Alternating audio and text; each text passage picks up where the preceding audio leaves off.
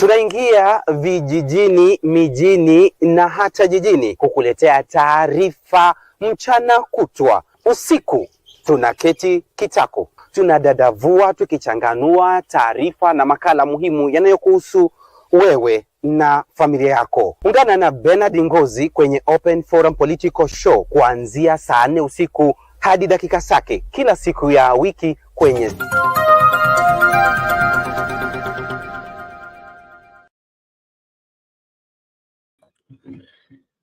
Yeah, precisely. Welcome to Sound Candid Talk Open Forum Political Show. Tell me where you're watching from.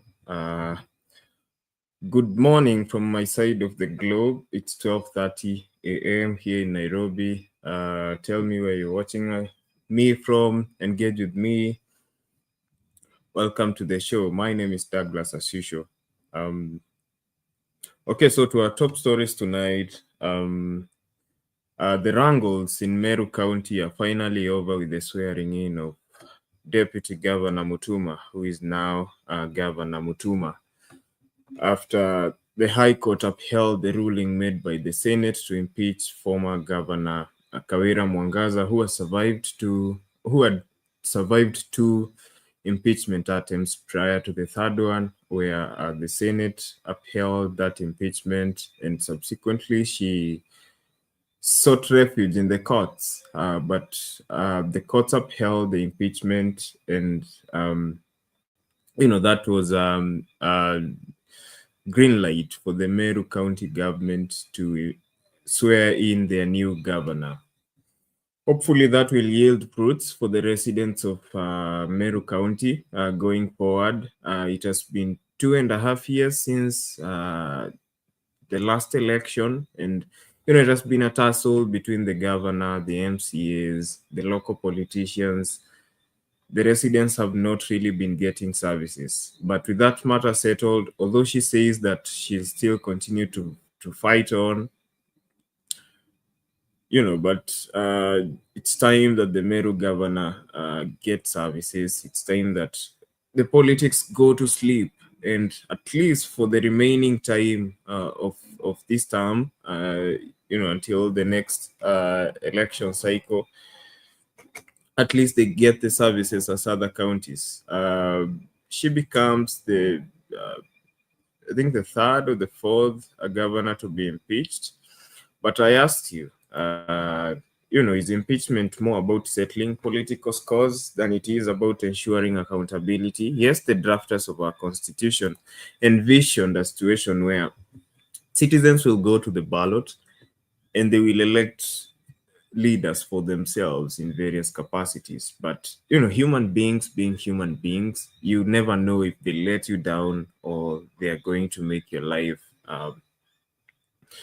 as good as you imagined. So that is why they came up, or rather, they made space for that if at all citizens down the line decide that this is not the leader we envisioned in this person, they're going to go back and impeach. But, over the past few years since this constitution came into effect, we've seen these impeachments being weaponized. Recently, and the most high-profile one being the Deputy President of Kenya, who was impeached, some few months ago. And, there have been different conversation around that. Some people believe that, yes, he did something wrong as per the constitution. All those charges that were presented before Parliament and the Senate against him, all those charges. But some people feel that it was premeditated. It was a political move or a political strategy by the chess master behind the scenes, who is none other than the president. And so I just want to open that conversation, even as we take stock of that, what this means for Meru County. But I want us to really think about it. How do we go about it? Because impeachment is good, and recently having impeached the deputy president, it proves that we can actually impeach any elected leader if we are dissatisfied with their leadership once elected, even the president himself. But then again, is this being used as a weapon? It has been a trend in this country. Those state institutions and tools provided for by the constitution, we've had a bad behavior as a country, and especially the ruling class, of abusing those tools that have been set by the constitution to oversight and for accountability, to use them to frustrate political rivals and so forth. So just welcoming you into the conversation to help make sense of all these things surrounding that Meru County. But in other news, it's been 2.5 years since this regime took over power, and the President William Ruto and his administration are halfway done with their first term in office. And we take stock of that, how they've performed, how have they fulfilled those promises that they gave to Kenyans on the campaign trail. They came to power during a time when Kenyans, I'd say, were seeking for hope. Kenya as a nation was on a decline, especially economically. Inflation was really high, and we are experiencing a recession in the aftermath of COVID-19, 2 years just before the elections. And there were talks of the government spending on really expensive infrastructure, and thus acquiring bigger and bigger loans. And the country was generally in a bad place. And when this regime took over, it promised to fix that. It promised hope to Kenya. So we take stock of that. How has this administration performed politically, economically during those 2.5 years that they've been in power? And finally, finally, Rwanda cuts ties with Belgium. Belgium has been accused of instigating conflict in the volatile region of Eastern DRC and undermining Rwanda. And finally, President Kagame has decided, and his government have decided, to sever ties with Belgium, directing all Belgian diplomats to leave Rwanda within the next 48 hours. And Belgium, in retaliation, has also instructed Rwandese diplomats in Belgium, declared them persona non grata. So we're also going to talk about that, see what is happening in the larger East African region, because to an extent, it will always come back to us. It will always affect us. We are part of the East African community. Those are our neighbors. We are African, and African is our business. So welcoming you to the show. Sending out the link right now in the count of 1, 2, 3. There you go. The link is out there. We are live on Facebook, Sound Candid Talk. We are live on YouTube, Sound Candid Talk Live, and on our backup channel on YouTube, Sound Candid Talk.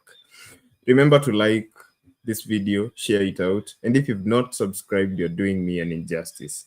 Subscribe to this channel.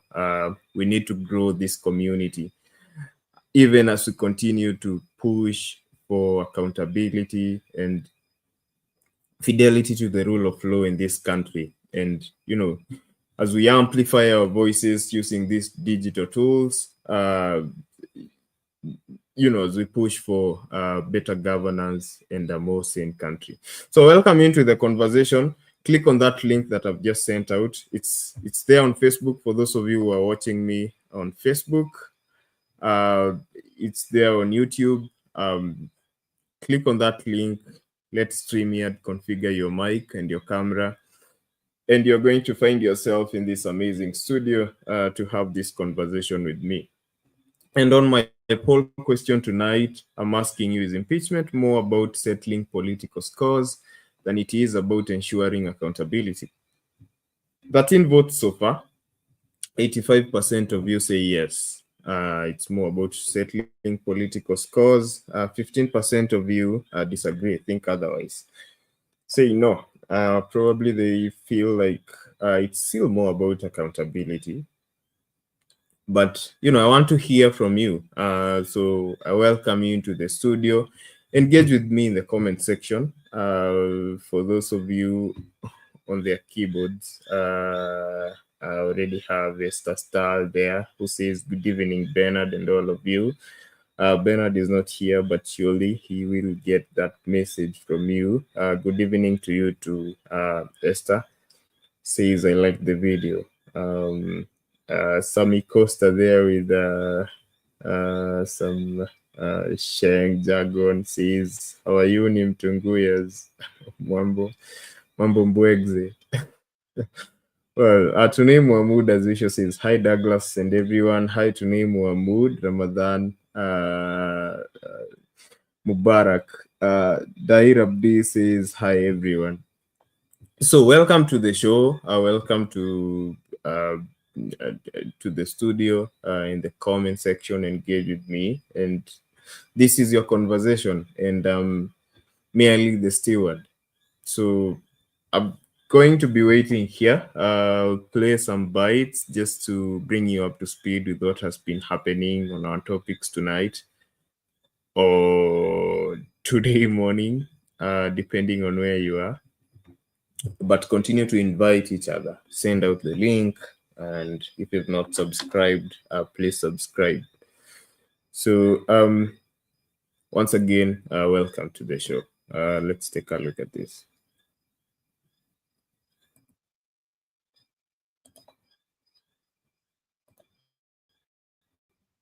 Taken over as Meru County's fourth governor, vowing to unite residents and restore stability in a county that has faced turbulent leadership since Kawira Mwangaza's tenure began. Despite his swearing in already facing a legal challenge, Mutuma took the oath of office minutes past 10 a.m. at Mwenda Antu grounds in Meru town. Now, the ceremony was attended by both current and veteran leaders, many of whom have been accused of fueling Mwangaza's troubled tenure. Kamau Mwangi was in Meru and now brings us this report.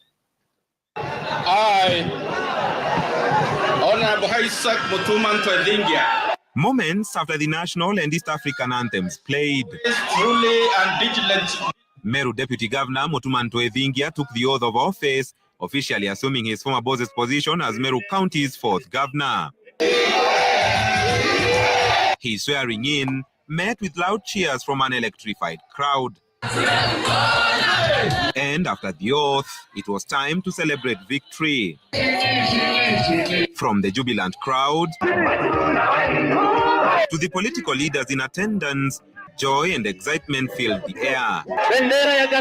Weighing heavily on the new county boss is the legacy of a turbulent 2.5-year tenure marked by deep divisions. His predecessor, Kawira Mwangaza, survived 2 impeachment attempts, only for the High Court to uphold her third impeachment on Friday. I declare today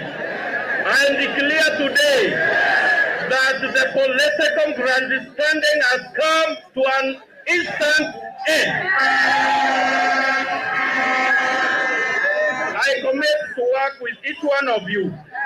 I will operate an open door policy where each one of you is welcome. The swearing in, conducted under heavy police presence, saw the new governor position himself as a solution to the county's challenges. The ceremony drew Meru's political elite, including both serving and veteran politicians. I am aware that we face many challenges, and I'm here not to make grand promises, but to offer you something more: servant leadership. With Mwangaza out of the picture, calls to allow the new county boss to deliver for the Meru electorate dominated speeches. Everyone who took to the stage pledged close collaboration to steer the county forward. Kawira Mwangaza awachane na maneno ya koti, aende nyumbani apumzike. Alikuwako, alipatiwa nafasi. Sasa leo ndio tunaanza safari, na tukianza safari leo ujue tumechelewa na miaka 2.5. Kila mtu sasa arudi kwa ofisi yake. Mimi narudi Senate kuendelea na kazi yangu.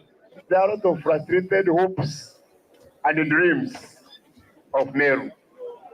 We wanted to make Meru great, lakini kazama ikaingia kwa matope.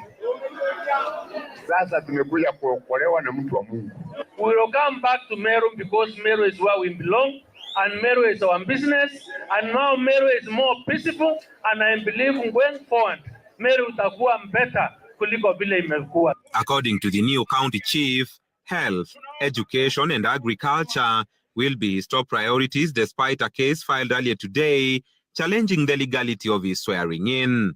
We have a past, a painful past of trials and sacrifice, a burden borne by many of our leaders and the people they lead, a past that we should deliberately and consciously choose to forget. The battles are over and now the real work begins. That was the message as Meru County welcomed its fourth governor, officially bringing to a close Kawira Mwangaza's tenure, a period marked by intense political turbulence. Kamau Mwangi, Citizen TV, Mwendanto grounds in Meru County. Now, former Meru Governor Kawira Mwangaza has vowed to appeal the High Court's decision upholding her impeachment by the Senate, marking the end of a turbulent tenure. Mwangaza, one of the 7 female governors elected in 2022, had a rocky 2.5 years in office, surviving 2 impeachment attempts before her final removal. As Emmanuel Toh now reports, she now makes history as the first governor from the 2022 elections to be ousted through impeachment. Mwangaza has been duly elected as the county governor for Meru County. Former Meru Governor Kawira Mwangaza defied expectations, defeating 2 political heavyweights, then incumbent Governor Kiraitu Murungi and former Agriculture CS Mithika Linturi. I, Honorable Bishop Kawira Mwangaza, do swear. Running as an independent candidate, she secured her place in history, joining the exclusive club of 7 female governors elected in 2022, also known as the G7. But her meteoric rise was short-lived. The glory she once basked in quickly faded as MCAs, mostly from the Devolution Empowerment Party, Mbas Party, and UDA regrouped, drafting an impeachment motion against her. And the governor stands impeached by the County Assembly of Meru. Thank you. By December 2022, barely 5 months into her tenure, the motion sailed through the County Assembly, marking the beginning of her political downfall. During the first impeachment attempt, later rejected by the Senate, MCAs built their case around what they termed as excessive involvement and interference by Mwangaza's spouse, Murega Baisho, in affairs of the county.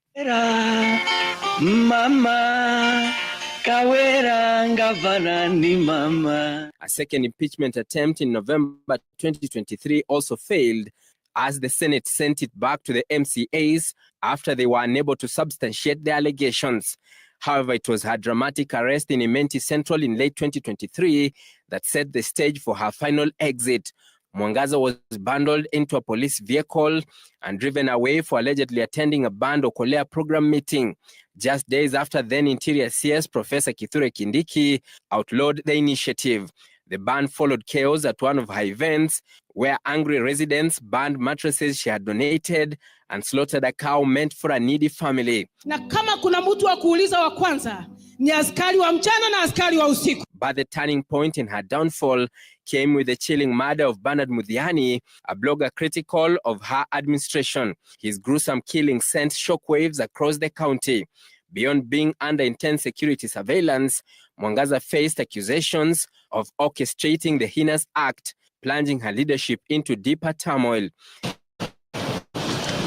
Her final impeachment push was the proverbial last straw, triggering the dramatic downfall of former Meru Governor Kawira Mwangaza. The Senate upheld 3 charges: gross violation of the Constitution, gross misconduct, and abuse of office, sealing her fate. The Senate has resolved to remove from office by impeachment Honorable Kawira Mwangaza, the governor of Meru County. Mwangaza, who claimed powerful forces, including her former competitors, orchestrated her removal, alleging they couldn't stand a woman governor, initially secured a temporary reprieve that delayed the Senate's decision.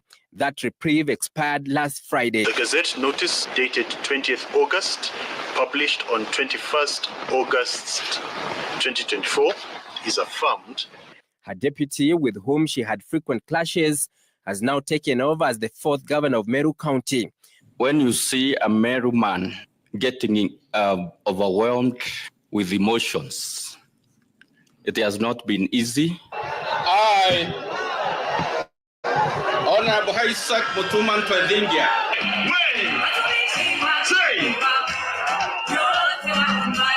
Mwangaza, a Makerere-trained human resource manager and self-proclaimed bishop, was ultimately unable to withstand the political forces that led to her downfall. Before rising to governor, she served as Meru's 2nd woman representative from 2017 to 2022, winning on an independent ticket. Now she insists she will appeal her removal while also distancing herself from the ruling UDA party. Emmanuel Toh, Citizen TV, Nairobi.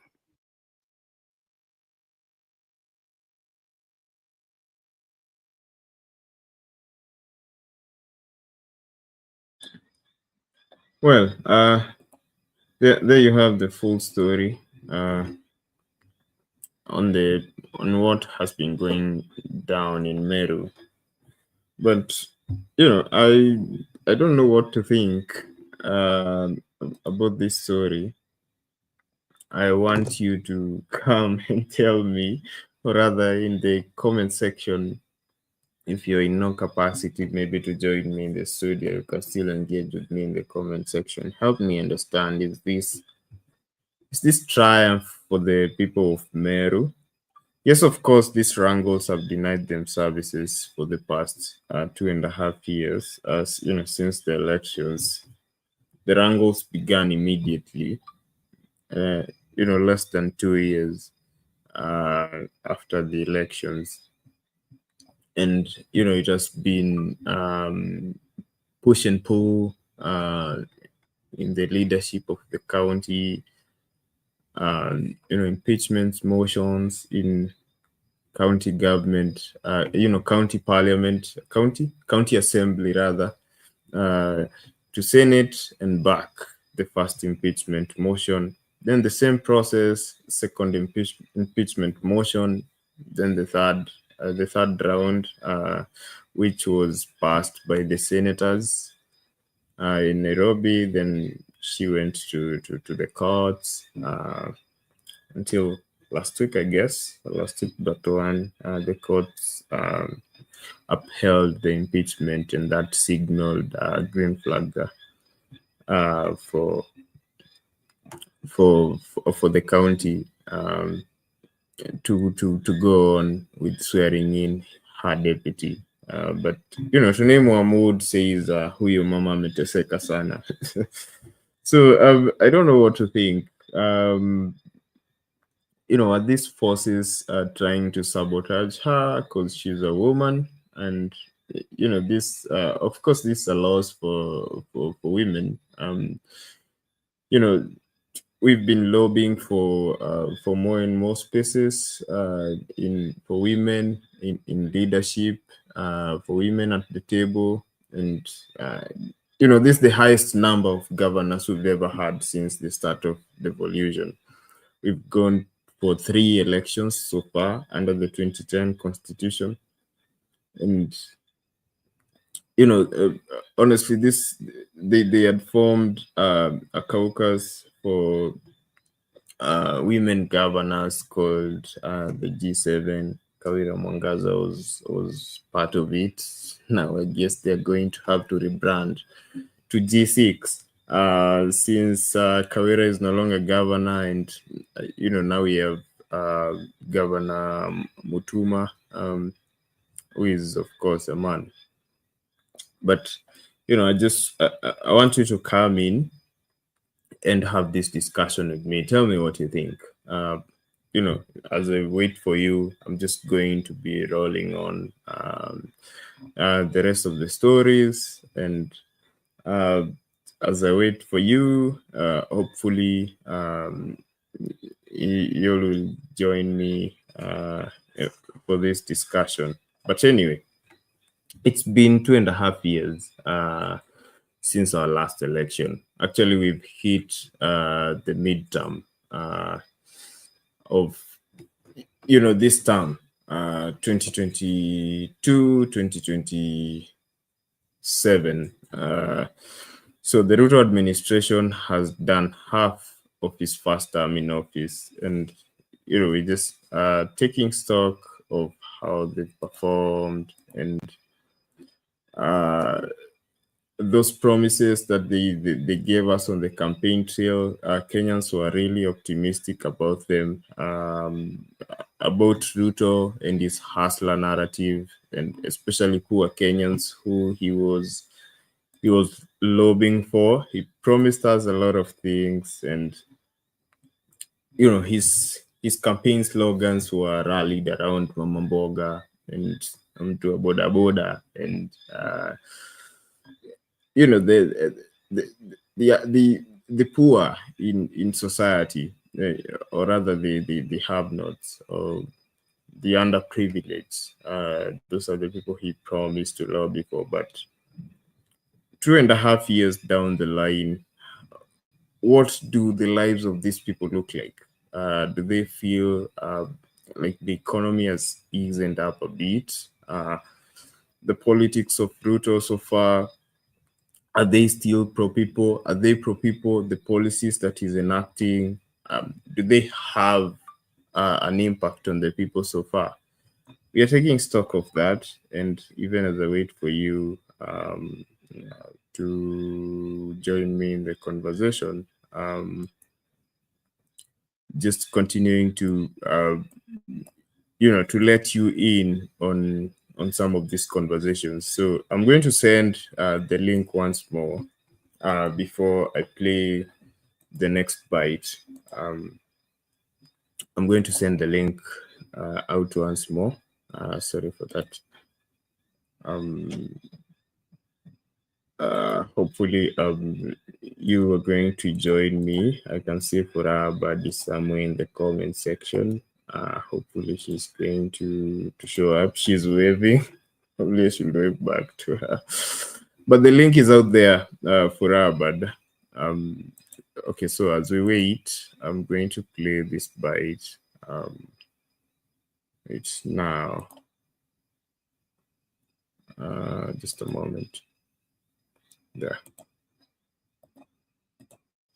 Now let's take a look at the cost of living in numbers. Despite government data indicating a drop in the price of key commodities, millions of Kenyans continue to struggle. With 4 in every 10 earning less than 150 shillings a day, poverty levels are deepening. Economic experts warn that living conditions have worsened over the past 2 years, surpassing even the hardships of the COVID-19 pandemic. Jimmy Mbogo has more. Just 2.5 years into the Kenya Kwanza administration, more Kenyans have fallen below the poverty line, worse off than during the COVID-19 pandemic. Economic experts attribute this to the rising payroll deduction, soaring utility costs, and a shrinking job market.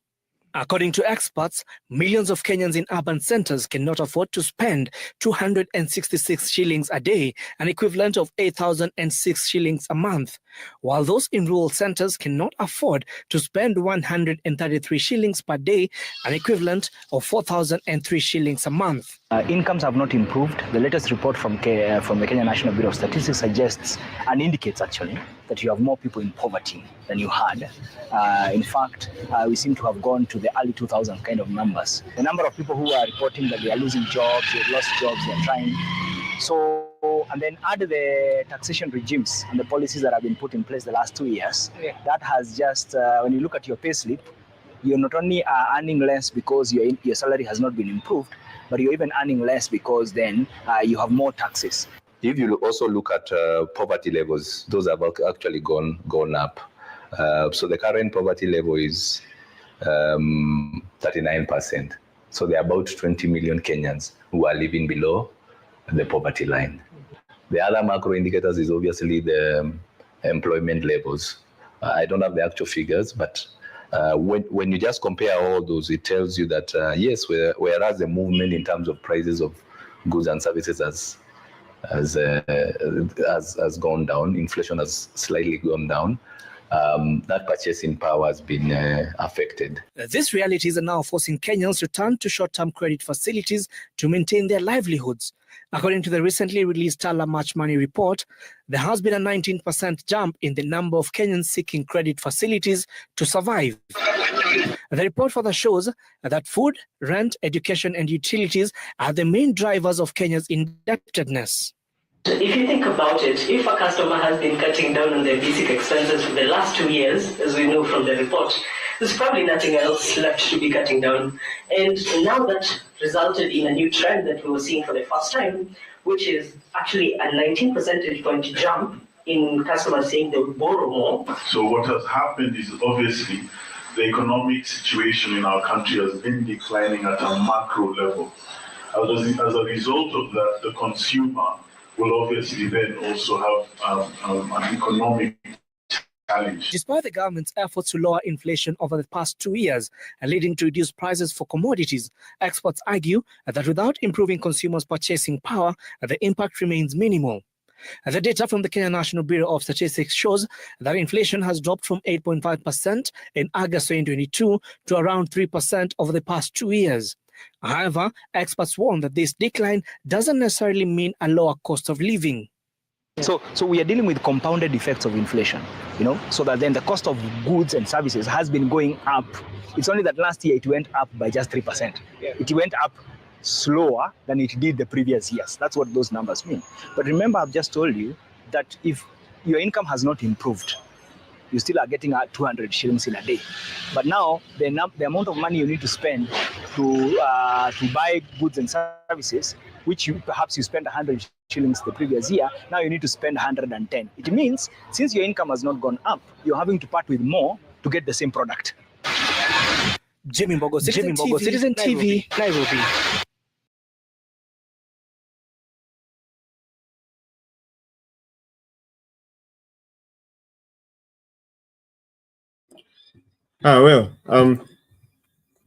There you have it. That's the economic scorecard of how he's performed, and the baseline is Kenyans are losing jobs, people are shutting down businesses, and these are not just statistics. This is the real situation on the ground, and any Kenyan who is in Kenya right now.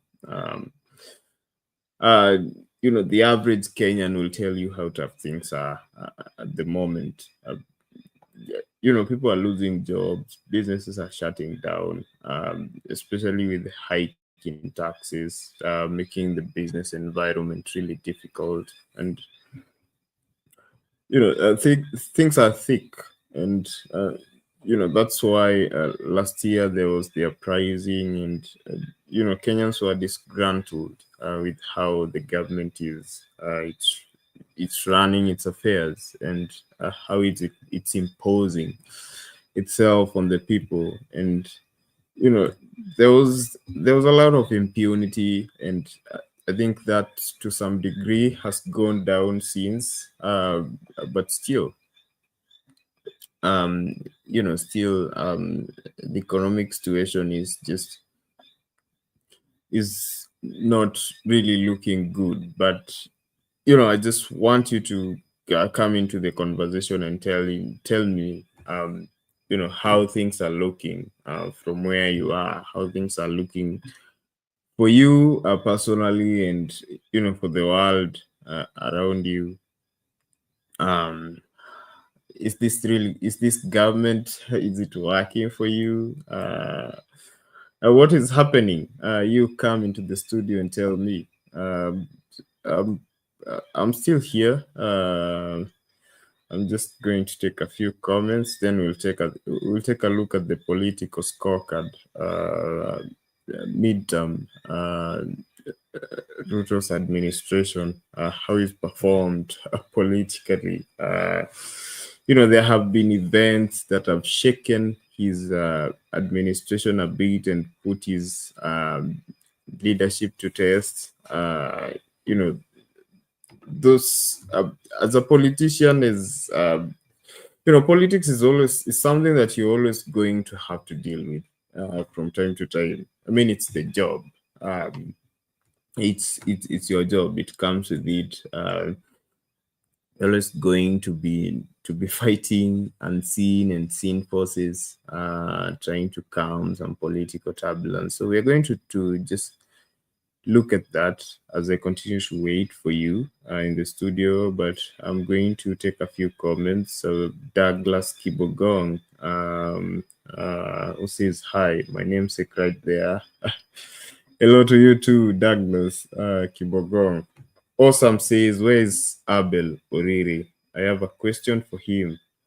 There's something I did not understand yesterday while making his submission about the two generals he spoke to about why the president of the United States could not visit Kenya or Canada. Well, I wasn't here yesterday, but hopefully he's watching and he's gotten your question. And if he shows up, maybe I'll just find a spot for it and pop it up so that he can respond to you. I wasn't here. I don't know the context of that, but if he shows up, then probably he will paint a picture. But that's awesome in the comments, posing that to specifically Lala, also goes by Abel Oriri. Then Douglas, Douglas Kibogong, says payslip ndio nini. Okay, so I'm still waiting for you in the studio, and as I do that, I will be playing another bite. We take stock of Ruto's political scorecard. So far, what his leadership has been like politically. We can all agree that he's doing poorly economically, unless you are a really privileged Kenyan living way above the poverty line. But for most Kenyans, it's Kenyans are just trying to juggle. He's been reading pay slips, especially the middle class. I think the middle class are taking the brunt. But you people decided that you wanted a Robin Hood. But apparently he tried to go in pursuit of the filthy rich in our society. That proved difficult. The rich will always find a way out. So ultimately, he has to read someone. But anyway, that's a conversation that I want you people to come in, but you people are not coming in. If you people don't show up, I'll have to close at the end of my ranting. So I'm still waiting. The link is out. I'll still be waiting. Continue to share the video out. Press like if you haven't, and subscribe as usual. My poll question is still out. Is impeachment more about settling political scores than it is about ensuring accountability? 23 votes so far. 83% of those who voted say yes. 17% say no. So in the meantime, let's have a look at this.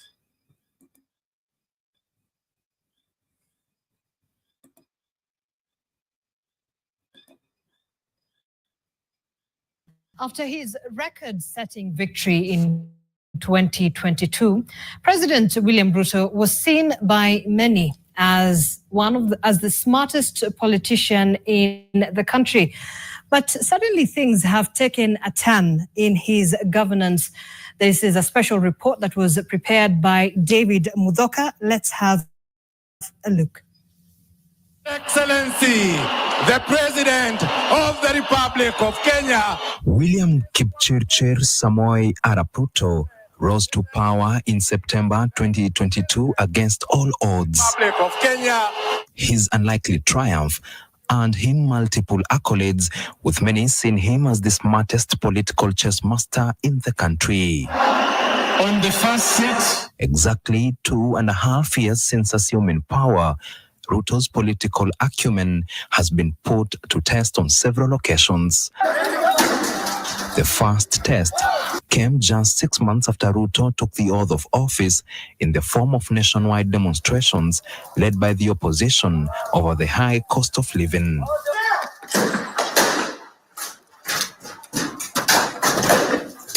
Lives were lost, property destroyed, and livelihoods disrupted in the protests that lasted 5 months. To pacify the demonstrators, President Ruto and ODM leader Raila Odinga secretly met in Mombasa and agreed to form the National Dialogue Committee that was chaired by Kikuyu MP Kimani Ichung'wah and Wiper leader Kalonzo Musyoka. The committee held a series of meetings to discuss the concerns raised by the opposition and ultimately came up with a report with recommendations on how to lower the cost of living, how to solve the unemployment crisis, and how to expand the executive by creating the offices of Prime Minister and Leader of Official Opposition in November 2023. It was basically an attempt to not to accommodate, but to hold the opposition from continuing with the protests. Yeah, you're right. It's to buy time, but not necessarily to buy time, but to ensure that they have no reason to go to the streets. Remember the time for negotiating, they could not go to the streets. And after the negotiation, the strategy was to keep it in cold storage so that they cannot, they have something they are waiting for. Many young Kenyans, however, saw the NADCO report as somewhat anticlimactic. And in June 2024, thousands of Gen Zs hit the streets, this time to demonstrate against the Finance Bill of 2024 that proposed the introduction of new taxes amid a high cost of living. And that is what the Gen Zs were up against. That they were saying that it is the taxes that are heavy, and where the taxes are being used now is not understandable. For example, the housing scheme, which is basically the worst program in the history of the Republic. Between June and August 2024, the Gen Zs took to the streets at least twice every week, with the climax of the Gen Z-led demonstrations being the occupation of Parliament on 25th June 2024. Again, lives were lost, with the Kenya National Commission on Human Rights estimating that up to 60 young Kenyans, including Rex Kanyike Masai, were killed, while 85 more were abducted, with over 20 others still missing hitherto. Since independence, and I would say since the Mau Mau, the rise of the Gen Z was the greatest challenge to the civilian state in Kenya. And it brought us very, very close to what was done in the 1950s, the state of emergency. In July 2024, President William Ruto yielded to pressure and sent his entire cabinet packing, only sparing his then deputy Rigathi Gachagua and Prime Cabinet Secretary Musalia Mudavadi. I will immediately engage in extensive consultations across different sectors and political formations and other Kenyans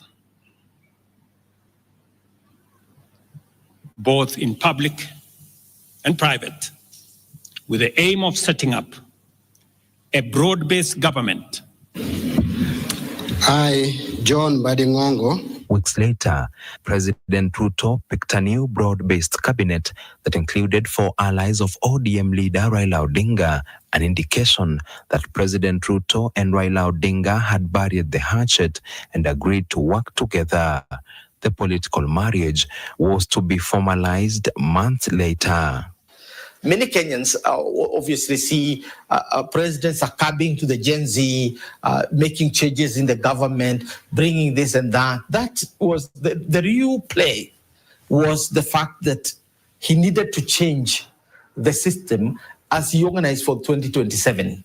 And therefore he was killing quite a number of birds, maybe not one, not 2 with one stone, but many with one stone. But just as Ruto was warming up to Raila at the time, he and his then deputy Rigathi Gachagua appeared to be growing distant, with Gachagua on several occasions attacking the government. If we agreed we shall do ABCD before we are elected, let's do it. If we agreed we shall not brutally evict innocent people, please let's not do it. If we agreed that we shall create a good business environment for people to do business, please let's not do it. If we agreed there shall be no abductions and extrajudicial killings, please let's be true to the people of Kenya. In October 2024, the conflict appeared irreparable, and MPs and senators from Ruto's UDA party and Raila's ODM joined forces to send Gachagua home. Wale watu wa ukabila, wa ufisadi, wale watu wa chuki, wale wa migawanyiko, wale wa mitego, wale wa mashares hawana nafasi ya kuhubiri chuki katika taifa letu la Kenya.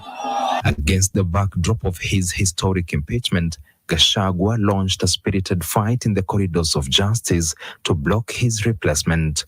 It's my humble appeal that this honorable court does fight in my favor to issue the conservatory order on the basis that there is no clearance that has been issued by the IBC. However, the High Court gave the green light for the appointment of Gachagua's replacement, the then Interior CS Professor Abraham Kithure Kindiki, who was sworn in at the KICC on 1st November 2024. The Gachagua impeachment led to discontent in his Mount Kenya backyard that had contributed immensely to Ruto's election as president in 2022. Big blunder, having known the type of person the former deputy president is and why they brought him into the arrangement, and then cutting his feet barely a year or so into this arrangement. I'm sure, if not President Ruto himself, his main advisors and veterans are literally asking, was this necessary? Because as they say, if it's working, don't fix it. To lower the rise in political temperatures, President Ruto sought after his predecessor and boss of 10 years, Uhuru Kenyatta, who still viewed as the region's kingpin for support.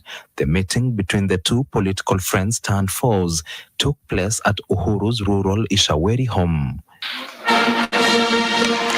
Weeks later, Ruto appointed 3 new cabinet secretaries, all from the Mount Kenya region. There's almost always political settlement between the elites. Almost always. They don't like to hurt each other. They try their best not to hurt each other.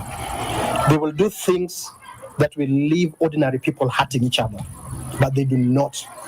They try their best not to hurt each other. At the same time, the bond between Ruto and Raila had grown stronger, with Ruto supporting Raila's quest to become the African Union Commission chairperson. Parliament records show that the Ruto government spent over 500 million shillings on Raila's AUC bid that never materialized after Raila in February 2025 lost the seat to Djibouti's long-serving Foreign Affairs Minister Mahmoud Ali Yusuf. The bruising loss presented a make-or-break moment for Ruto and Raila. the party chairs and the secretary generals to join in. Many thought Ruto and Raila would part ways, but the two opted to formalize their political marriage instead. Mimi sijaenda kwa Ruto. Ruto amekuja kwangu.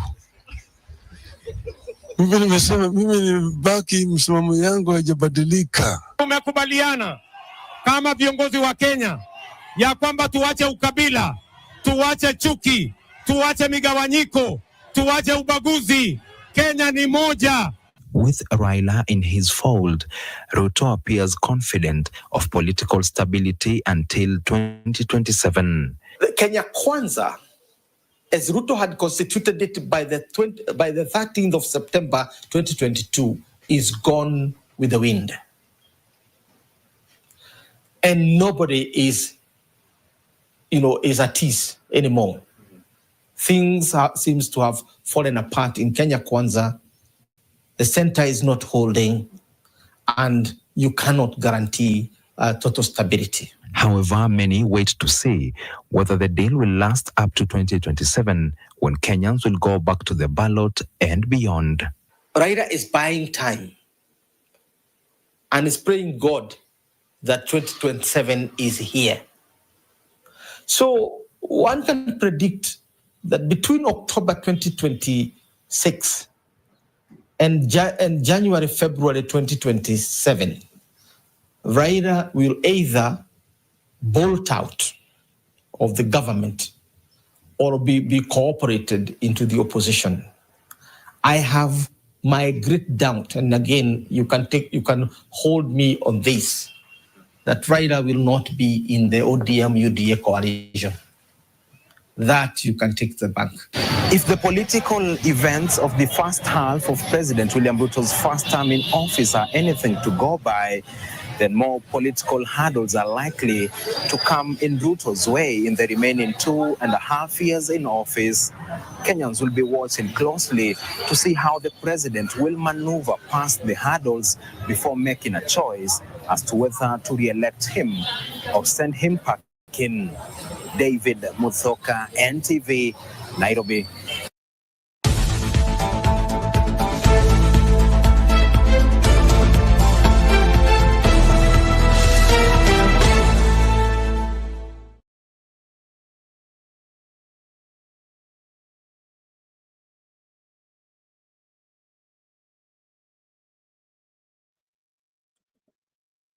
Well, there you have it. Quite a comprehensive and incisive story there done by NTV on the political landscape, everything that has been happening since 2022, the protests, and the resolutions that came subsequently after those protests. There was the NADCO that didn't materialize into really anything for Kenyans, and last year, fresh protests, then bread-based Government of National Unity, MOU, whatever they chose to call it. But with me, I have Lala, who will help me dive into these stories. Tell me what he thinks. I don't know if you've been watching, but hello, Lala. Douglas, I don't think I know enough. I have not been watching, so maybe you could brief me a little bit. Okay.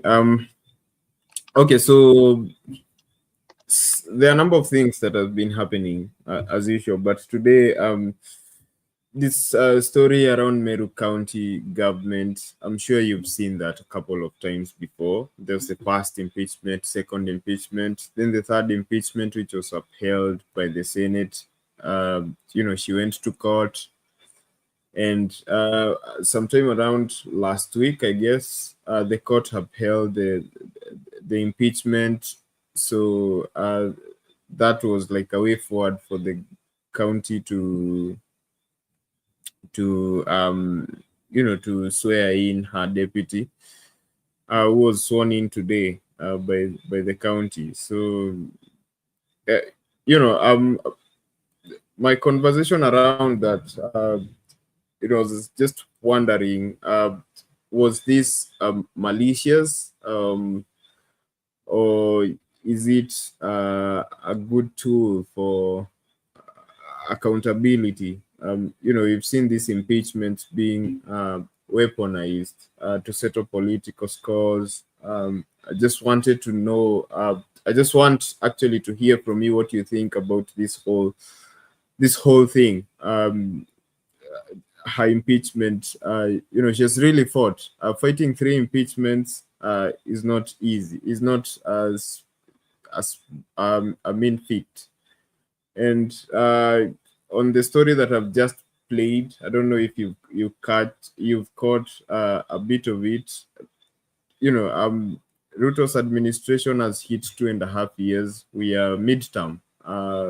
This first term of the administration, we were just taking stock of how they've performed. So I don't know what you think from where you sit.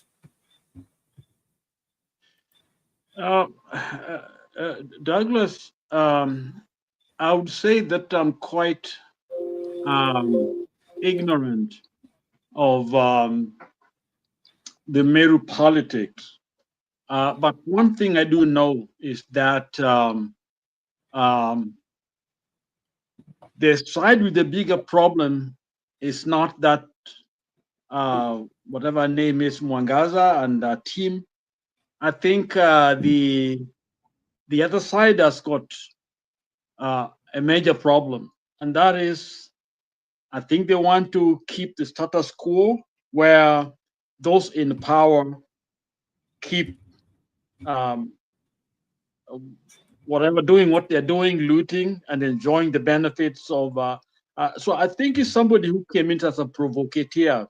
She's not one of the smartest people in terms of she's handling things, but I think her issues are probably the least of the issues that we have. In fact, I would think that she is somebody who is just, give you an example of what tend to happen is if you are a teacher of a kindergarten or a primary school, in your class there are the crafty kids that are they know how to manipulate others, they beat others, they are bad, but the teacher does not even know. You see, when you are looking at the board and writing, and that bad kid will hit the good one, pop.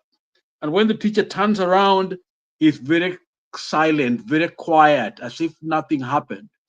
And then you keep repeating yourself after a while. Then all of a sudden, the good child starts fighting. And when the teacher looks back, the good child is the one who is in trouble.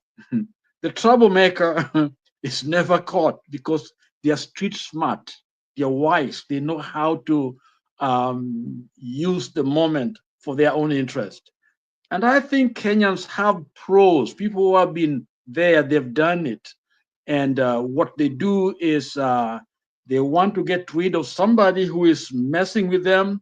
So they make sure that they do whatever it takes to make sure that that person appears to be the bad one, especially if that good one, or supposedly not so bad, is naive, because maybe this person will disclose what they are trying to do.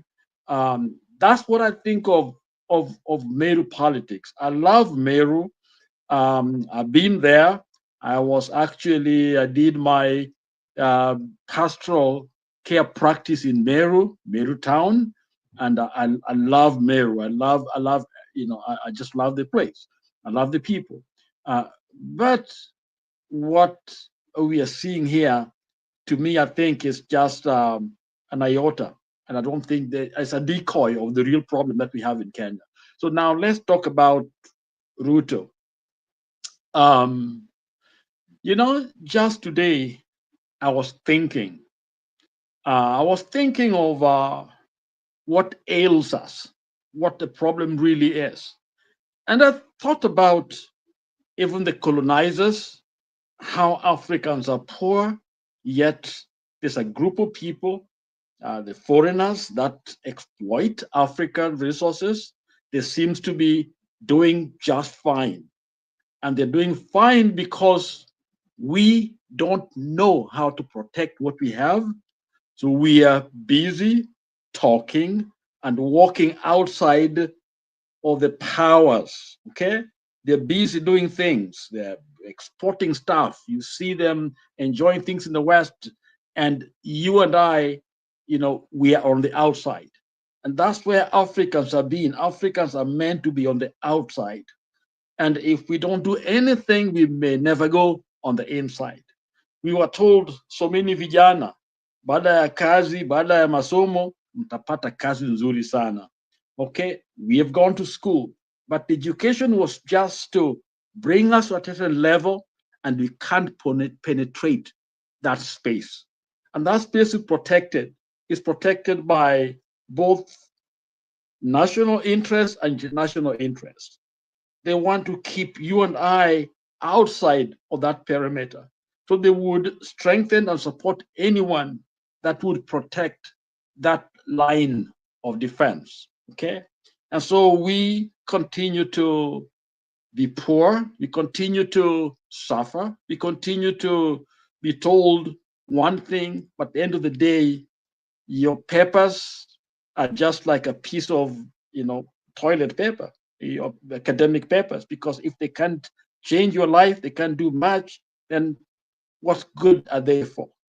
So looking at Ruto's government is a testament of that fact that these people are there to stop you and me from gaining, certain ground so that we can be on the inside and change things.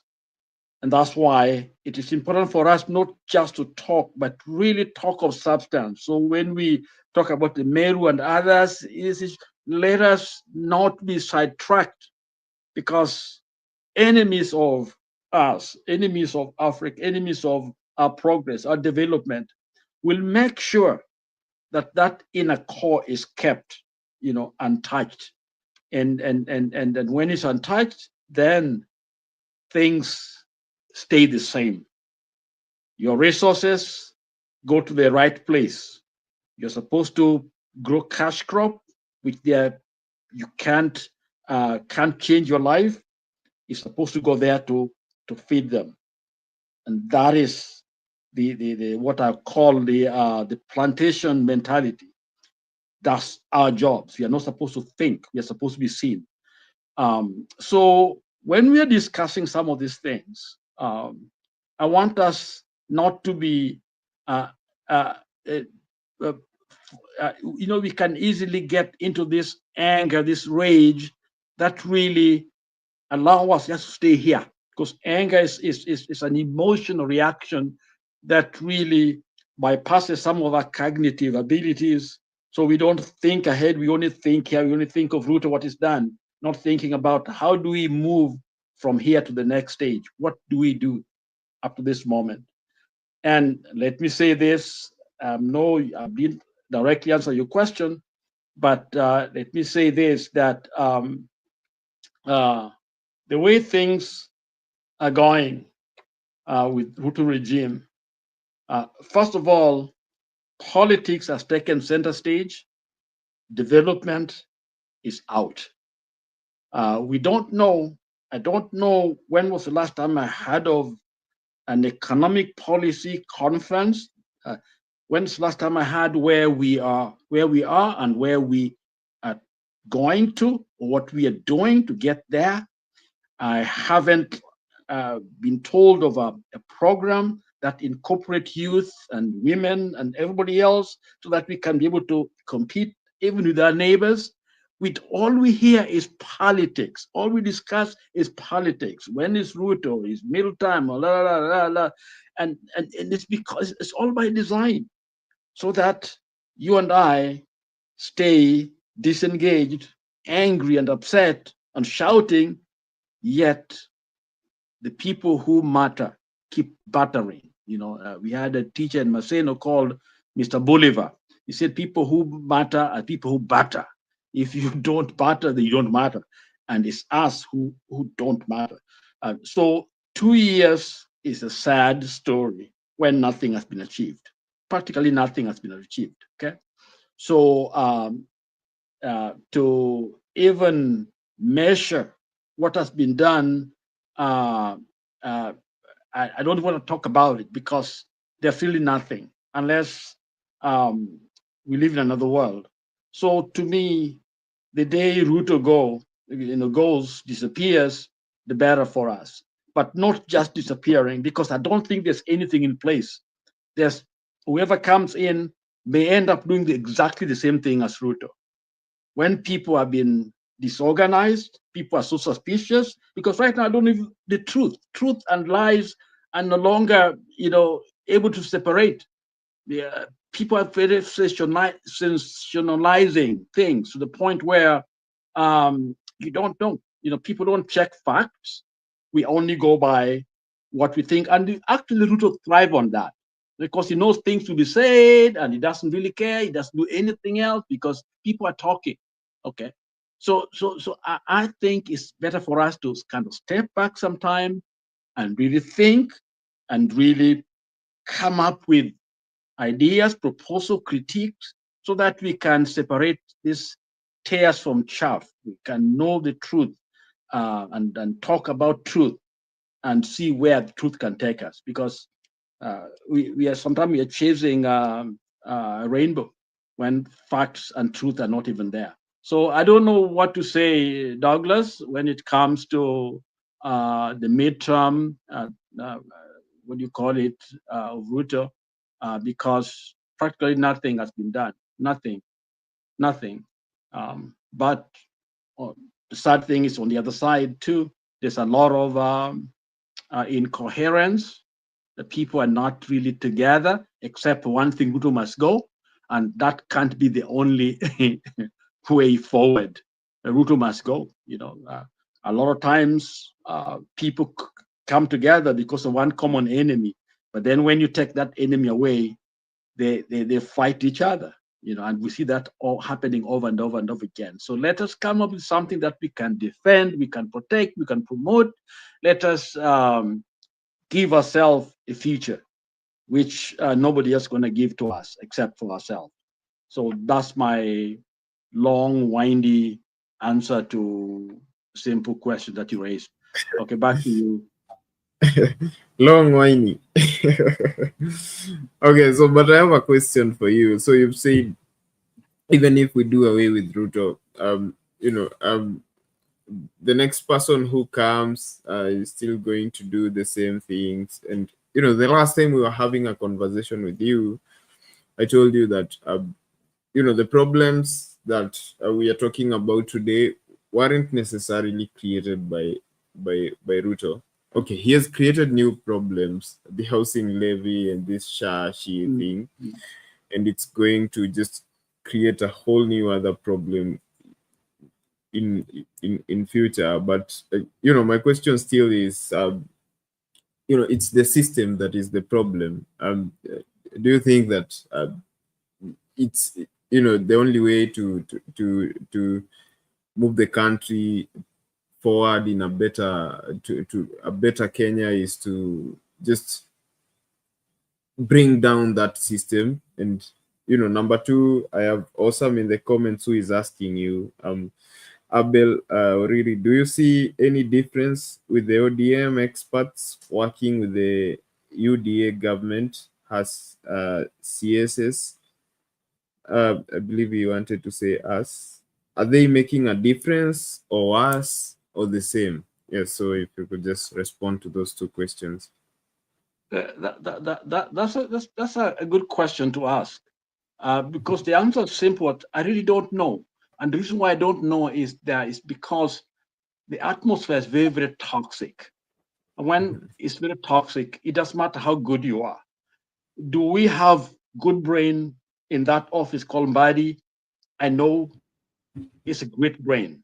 The governor Oparanya. These are some of the best people we have. They're wonderful people. The problem that I have is the system itself. Okay.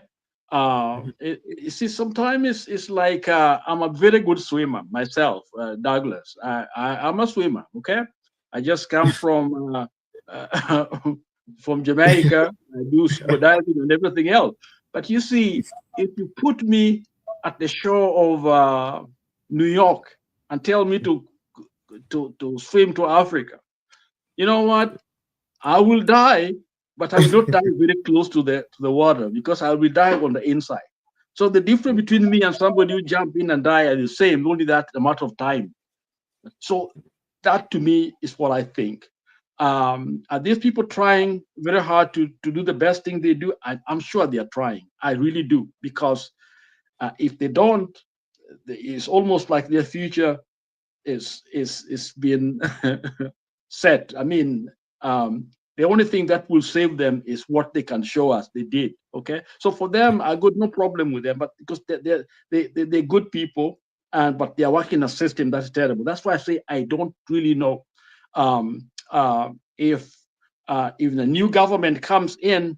I will probably select the same people to head those ministries, but the system they are working under. So it doesn't matter how good you are.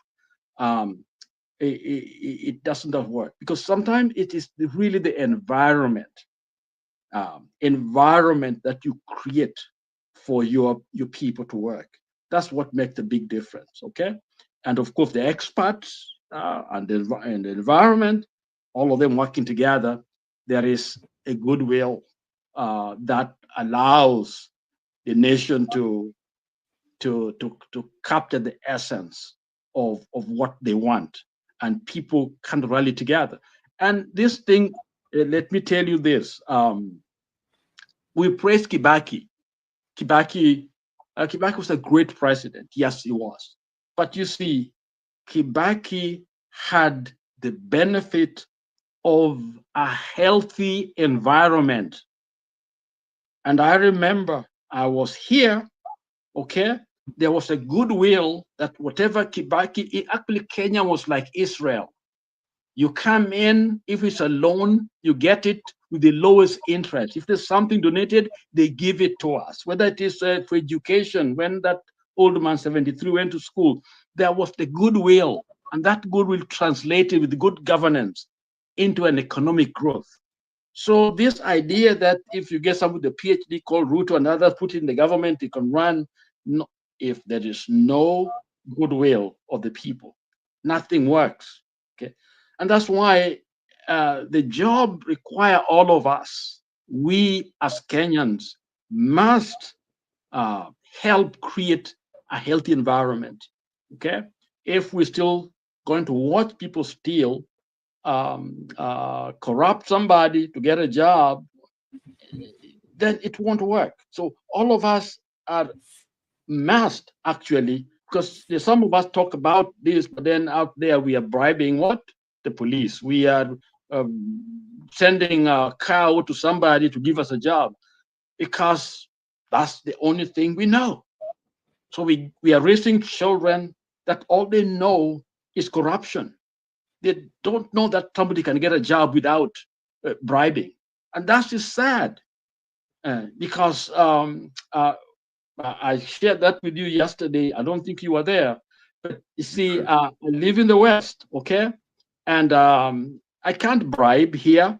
You try to bribe the police, you'll be gone. You can't give somebody to get. And when I fly into Kenya, it's a different ballgame. So I'm wondering, where is God? Why would we have an environment that is so toxic like this? How do we expect to survive when everything has to be tied to a bribe? Okay, so it doesn't matter which government, whether Ruto or no Ruto, we're going to have the same problem if we don't change our mind as Kenyans and embrace truth and ethics and good neighborliness with our families, and and those were all African ideas. Okay, you see, if you are a little older like me, who grew up in more traditional African setting, we had a spiritual life. A spiritual life meant that if you kill somebody in your village, the village has to be cleansed. Family, you got to pay for it. Sometimes we are banished from that village, okay? So everything had to have its consequence, okay? There was consequences for every action, good or bad. Okay, so people knew and they built it inside of them. Watu wana vile walikuwa wanafanya nini, wanakagua haya mambo. Then they told us to go to school. Tell Douglas to school asome. Anakuja anasema, I don't believe in those African stuff, okay? And those not religious, those are tradition. But actually they had a very strong ethical or moral direction for the people, okay? Families understood that very, very well. And so there was respect for elders, respect for the real laws in the villages, till colonialists and others, and learning, called education that I got. We are Christian now, so we use Christianity to destroy something very godly that was there. Yes, there were some things that needed to be taken out of our system, you know, where it is bad, but a lot of good things went through the window. So here we are with no culture, we're not restrained, we do anything, we don't even care. And this is, you know, when you see people getting killed and people just don't care, okay? A policeman shoots somebody, you know, and that's just the way things are. And here we are in a situation where people have died. We killed people because of our lies. We killed people because of our politics. But are we taking responsibility? No. We are still figuring out how to manipulate and train power. And this is why I think this system has to go. It has to go so that we can create or bring back a system that respects all of us, that obeys the Constitution, and even before the Constitution, the African Constitution, which was written in the heart and the mind of an African child. Okay, it is gone. And that has to come back, because if we don't have that one, we can't obey this one, which is supposed to be the best in the world. And it's almost like a joke, because if you can't obey it, if you can't use it, what good is it for? So that's what, you know, I'll stop there. I think my sister Farah is here. And back to you, Douglas. Yes. Thank you, Lala, for that. And, you know, I've said time and again that the only way we are going to move into a Kenya that we love to think about, to talk about, is by just, we have to find a way to bring this system down, because it's one that, you know, I think it's a legacy of colonialism, and it has just been morphing over and over. I don't know. Douglas, let me say this. I love the idea of bringing it down. Down is really important. But then what we put in there, the dynamic equivalence, okay? That's where the fear of some of us are, because on the other side, are very disorganized. People are coming from an era of corruption that may not have been exposed well or trained well in ethical, you know, principles and others, to the point where, you know, I hate to talk about people like the Mushukis, but Mushukis seem to have had certain code that they live by, the Nyashais and others. They may have been too strict, like a chief, but you see, but that seems to be lacking in our time, where I don't know what we are missing. I think we need to just bring it down, but at the same time, what are we bringing up? Okay, or else we find ourselves in a situation that I shared with you here some time back after August 82. Okay, those young men in Nanyuki, okay, when they took power, I think they did. Well, they should have even said that 1 day or 2 days there was a new president. My friend told me they brought him a general's uniform. He was just a corporal, okay, but because he was the guy who went in to handle disarmed, or to the guy who was in charge of armory, when he was able to do that, they thought this guy is our general. He said, Abel, they brought me, the uniform, general's uniform, and I was scared even to touch it. Okay, and these are some of the things when people are not quite prepared on what they're doing. So that's one of my fears, but it shouldn't stop us from bringing down the system. Back to you. Thank you, Lala, for that. Going to bring in Furabad. Hey, Furabad. Hey, Hello. Yeah, hello hey, everyone. it's been a while. Yeah, it's been a while. I don't know whether to start from where I found Lala, or to go to the topics that I see scrolling down here. I was having issues with the internet, so I haven't really followed so much, except the last bit I've had him speaking. So okay, let me start with the scrolling topics. However you. Yeah. Okay. Pardon? Yeah. I'll just start wherever, and then I'll join the dots however which way I want. Right.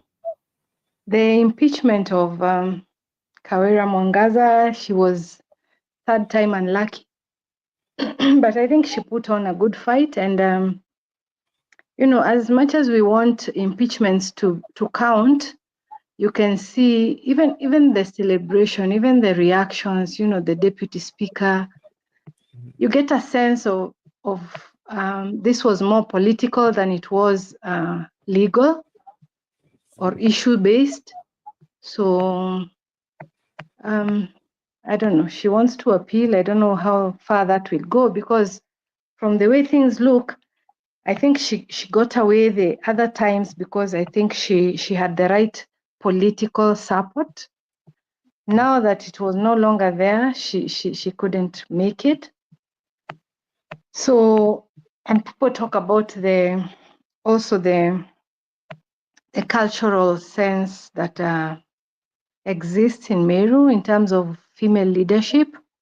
So I don't know how much all that played out, but all I know is that when I looked at the swearing in today and the celebration, and the team that was there, the people she had beat during the contest, I got the sense that there could have been one or two things that they were arguing about or in contention, but I think it was more political than anything else. That's just my take based on also the previous impeachments that took place and how she was able to maneuver, albeit with the help of political leanings.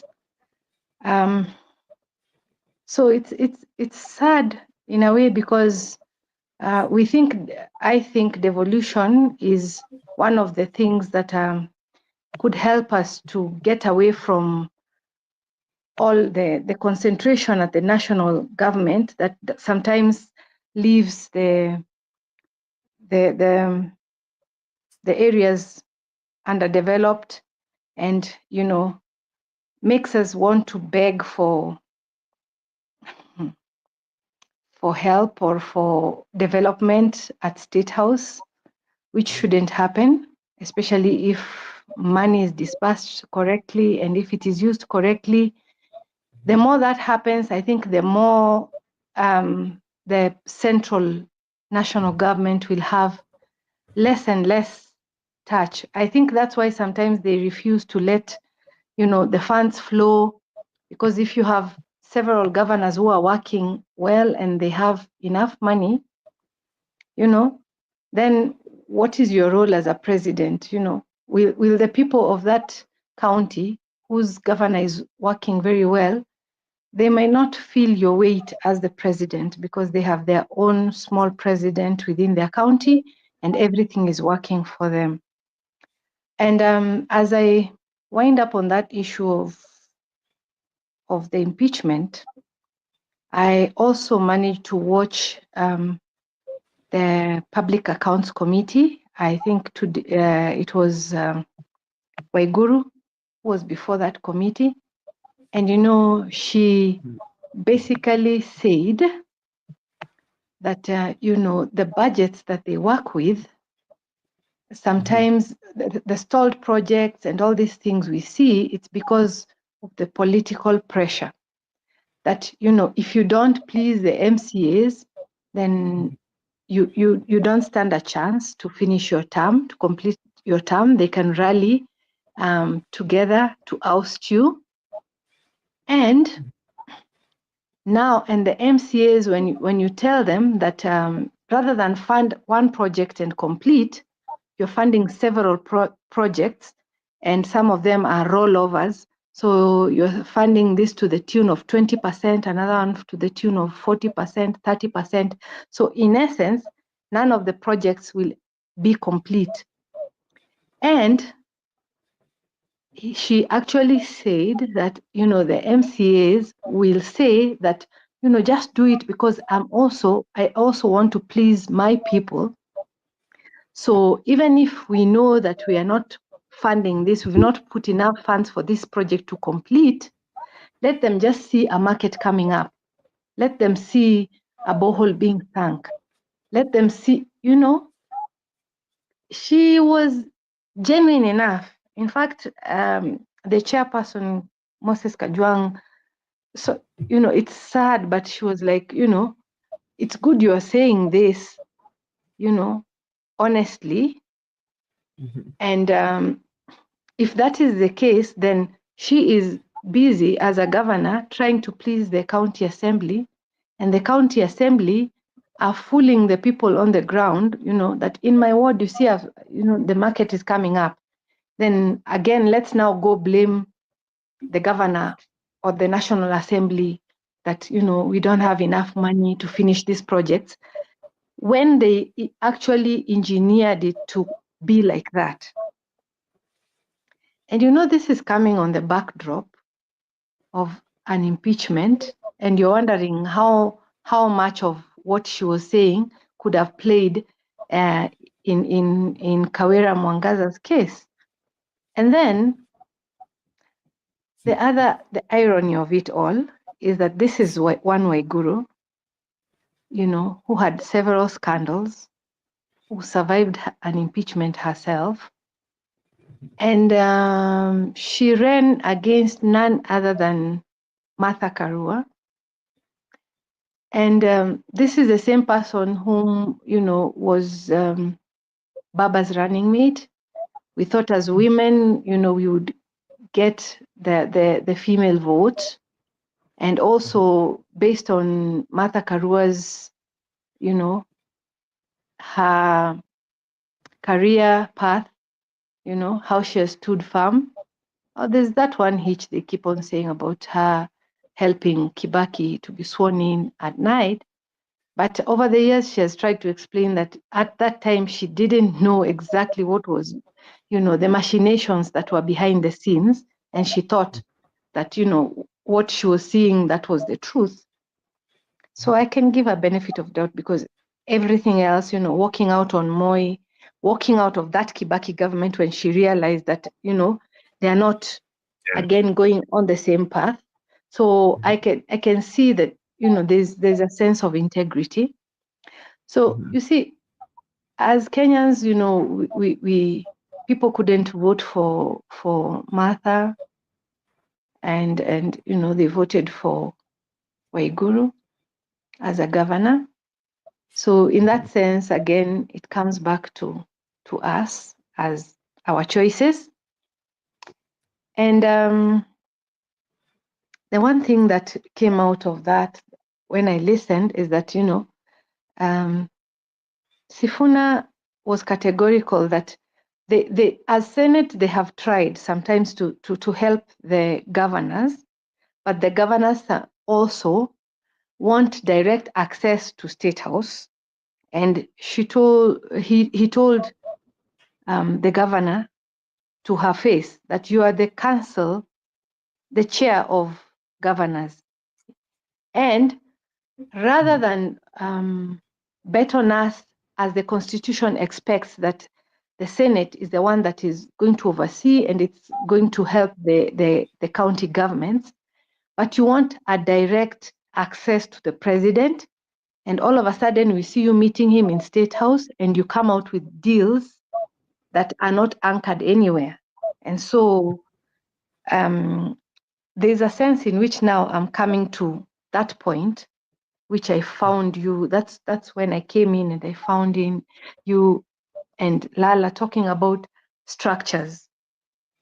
If indeed, Senate is supposed to be checking and, working for the county government as well, you see, there's no reason for a governor to want to work with the executive, because you are a president in your own right, in your county.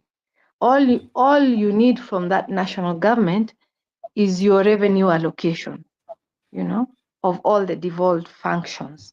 And then now you have your mandate to do what is right, to work for the people, not to bow to these pressures of the MCAs, because apparently that is also something that came out strongly, that, you have to please them. There's a lot of political pressure from them, so that if they feel you're not bowing to their whims, then they can rally up and gang up and impeach you.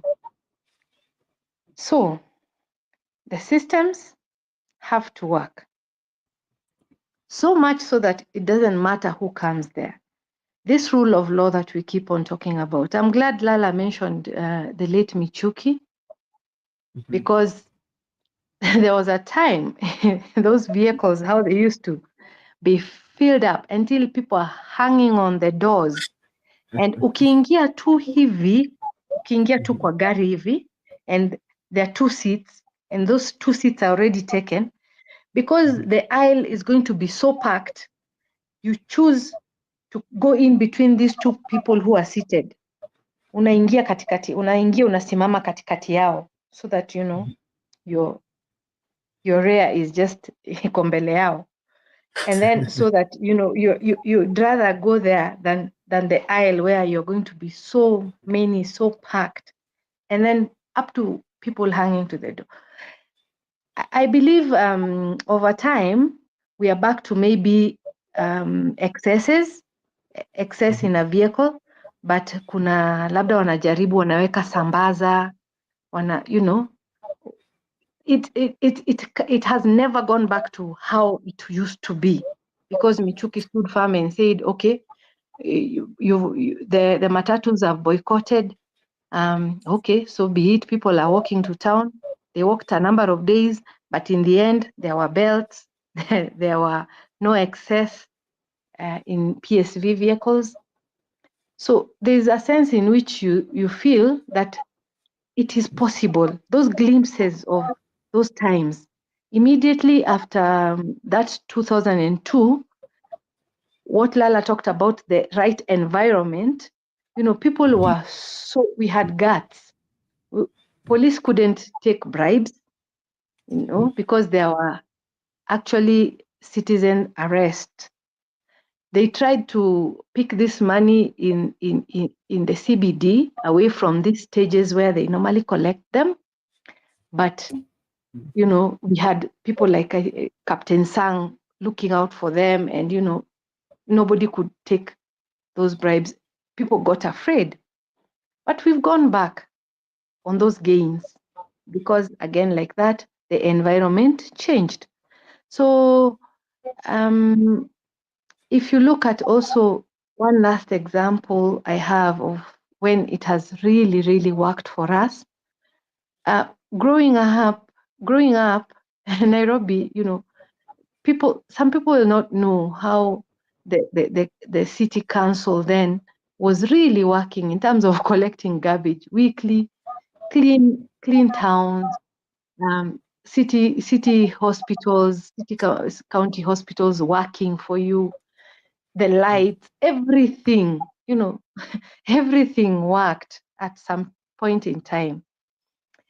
And then it got so bad But I remember Gakuo, the late Gakuo, and he tried to make the city green, and you couldn't spit. You couldn't spit in town. Yeah, I experienced that time when they were collecting all the street children and putting them into homes, and Nairobi was clean once again, and it was getting green, and you couldn't spit on the ground. You would get arrested.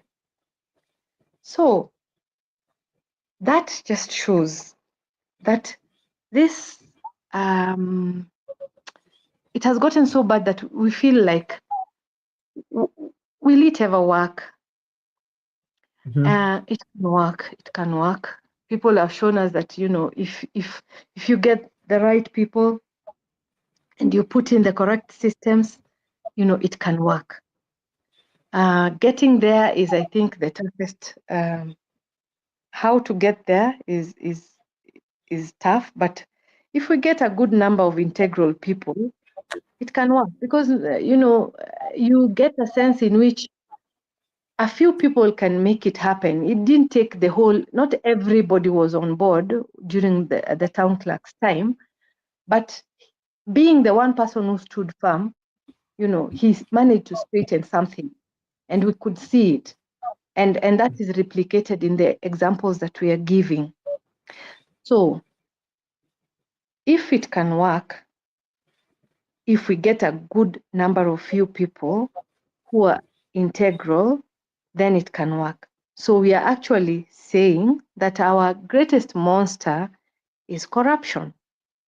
Yeah, because, you know, what happens is sometimes you can't get the people that you want, these integral people, because the environment of corruption will not allow you. Somebody will, you know, bribe their way or maneuver their way into leadership when they're not even supposed to be there in the first place. So again, we go back to this monster of corruption. So if we can get a few integral people who are ready to fight this monster that is corruption, then there is hope.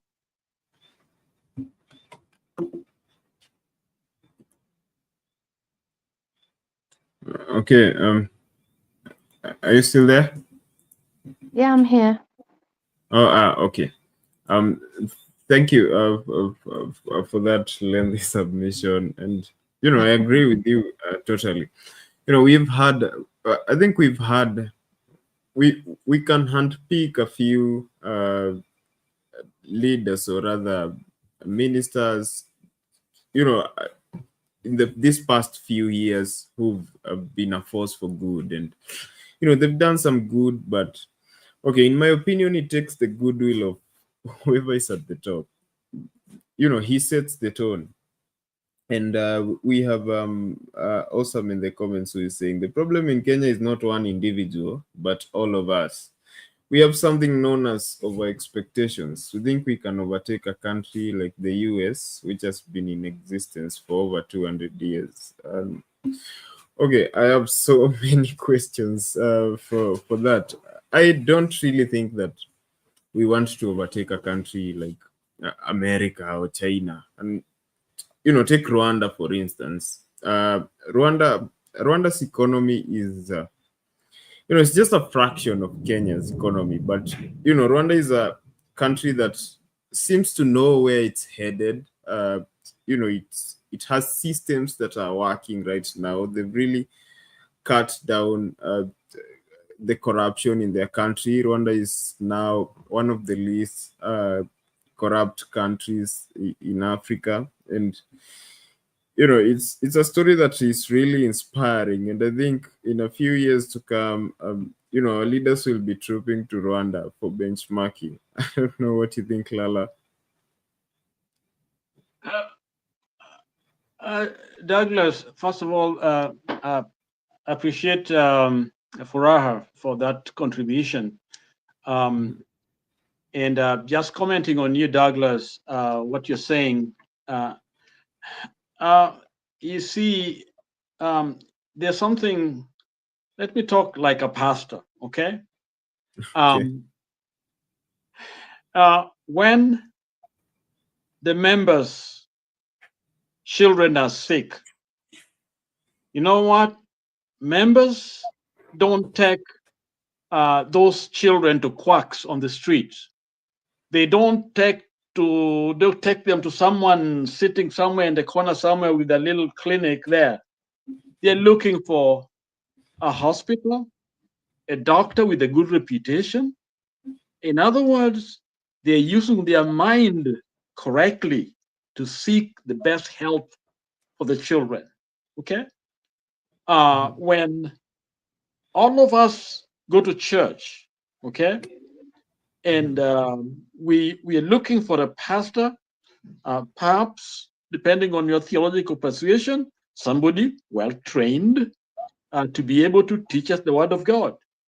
But you see, the same members will ask anybody volunteer to be with their children. Okay? So you want a trained pastor to take care of us adults, but our children, we want to send them to anybody.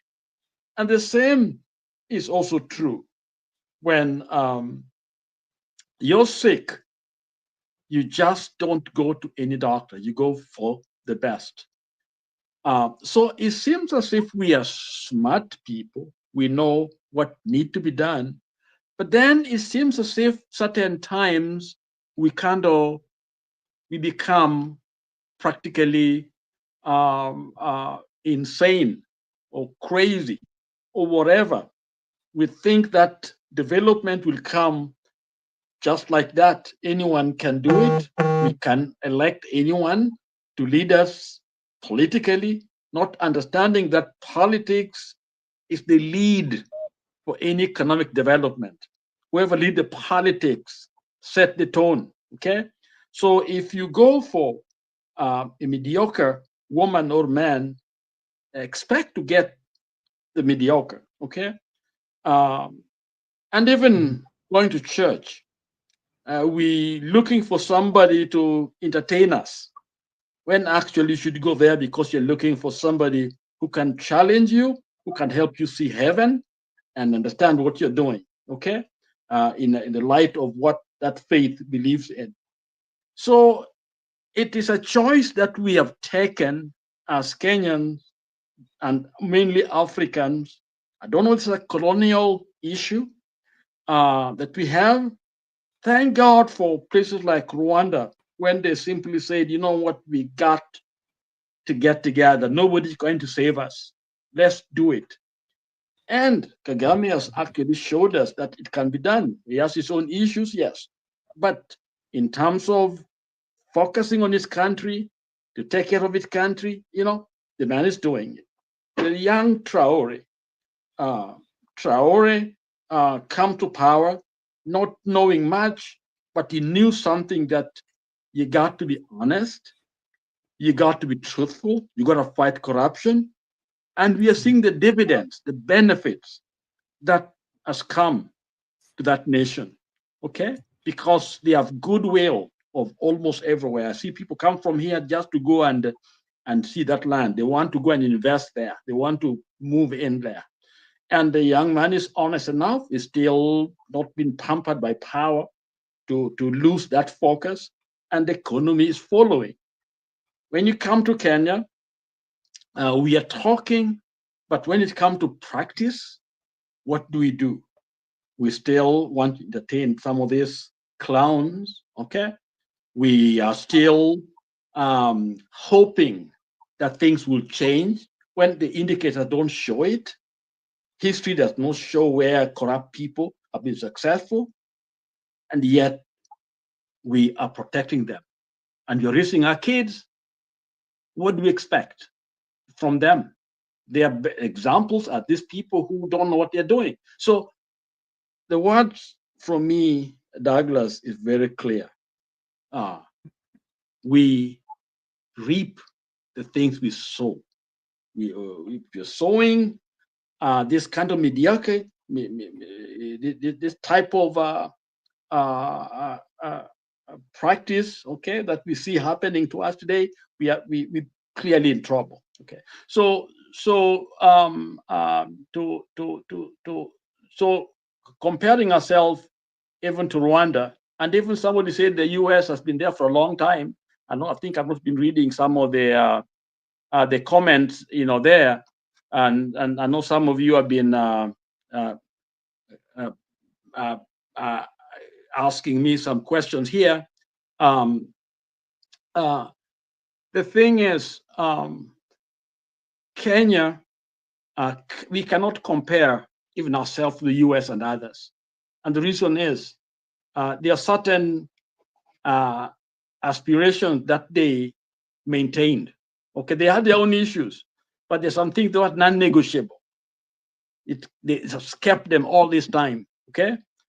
Because they chose to remain united, just like the Traore and this body. This is what we want. This is our nation, going to be our nation. But here we are from day one. I think one of you asked the question whether we have got it wrong from day one. I think it's from day one from Kenyatta, okay? I'm sorry to use that reference, but clearly the Kenyatta sabotaged the process that was spearheaded by the entire group to make Kenya non-tribal, to kick out the white man, and to build a nation. Kenyatta mastered it. Nyerere, on the other hand, was able to stay true to the cause of freedom. And remember, these people also work under very, very hard circumstances. They didn't have the things we had, okay? For example, Tanzania at independence of Tanzania had only 26 college graduates. 26. And you know what kind of training they had then. Many of them went to study English or African culture, something to help maintain the white man in power. Okay? So they didn't have kind of education that we are exposed to. They were not found in Harvard. They were not in all these wonderful opportunities. So the country was starting from a very bad place.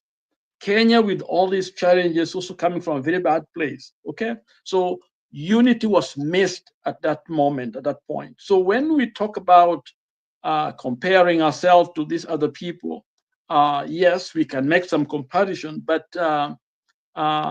clearly the problem has been corruption and colonial mentality, where we believe that things to be done, mzungu lazima fanye, ndiye anajua zaidi. Okay, if a mzungu is there to teach you, you feel like you have been privileged and you're honored. We don't value our own. There's a self-hatred, and that self-hatred allow us to accept anything when actually we should not. Okay, we have, honestly, we are the richest continent in terms of natural resources. When you live in the north, whether you're in Europe or in Asia, some of these places, you know what they have cannot even be a half of what we have. Good climate, free sunlight, adequate rain, natural resources that we've been endured with so much, okay? Good weather, okay?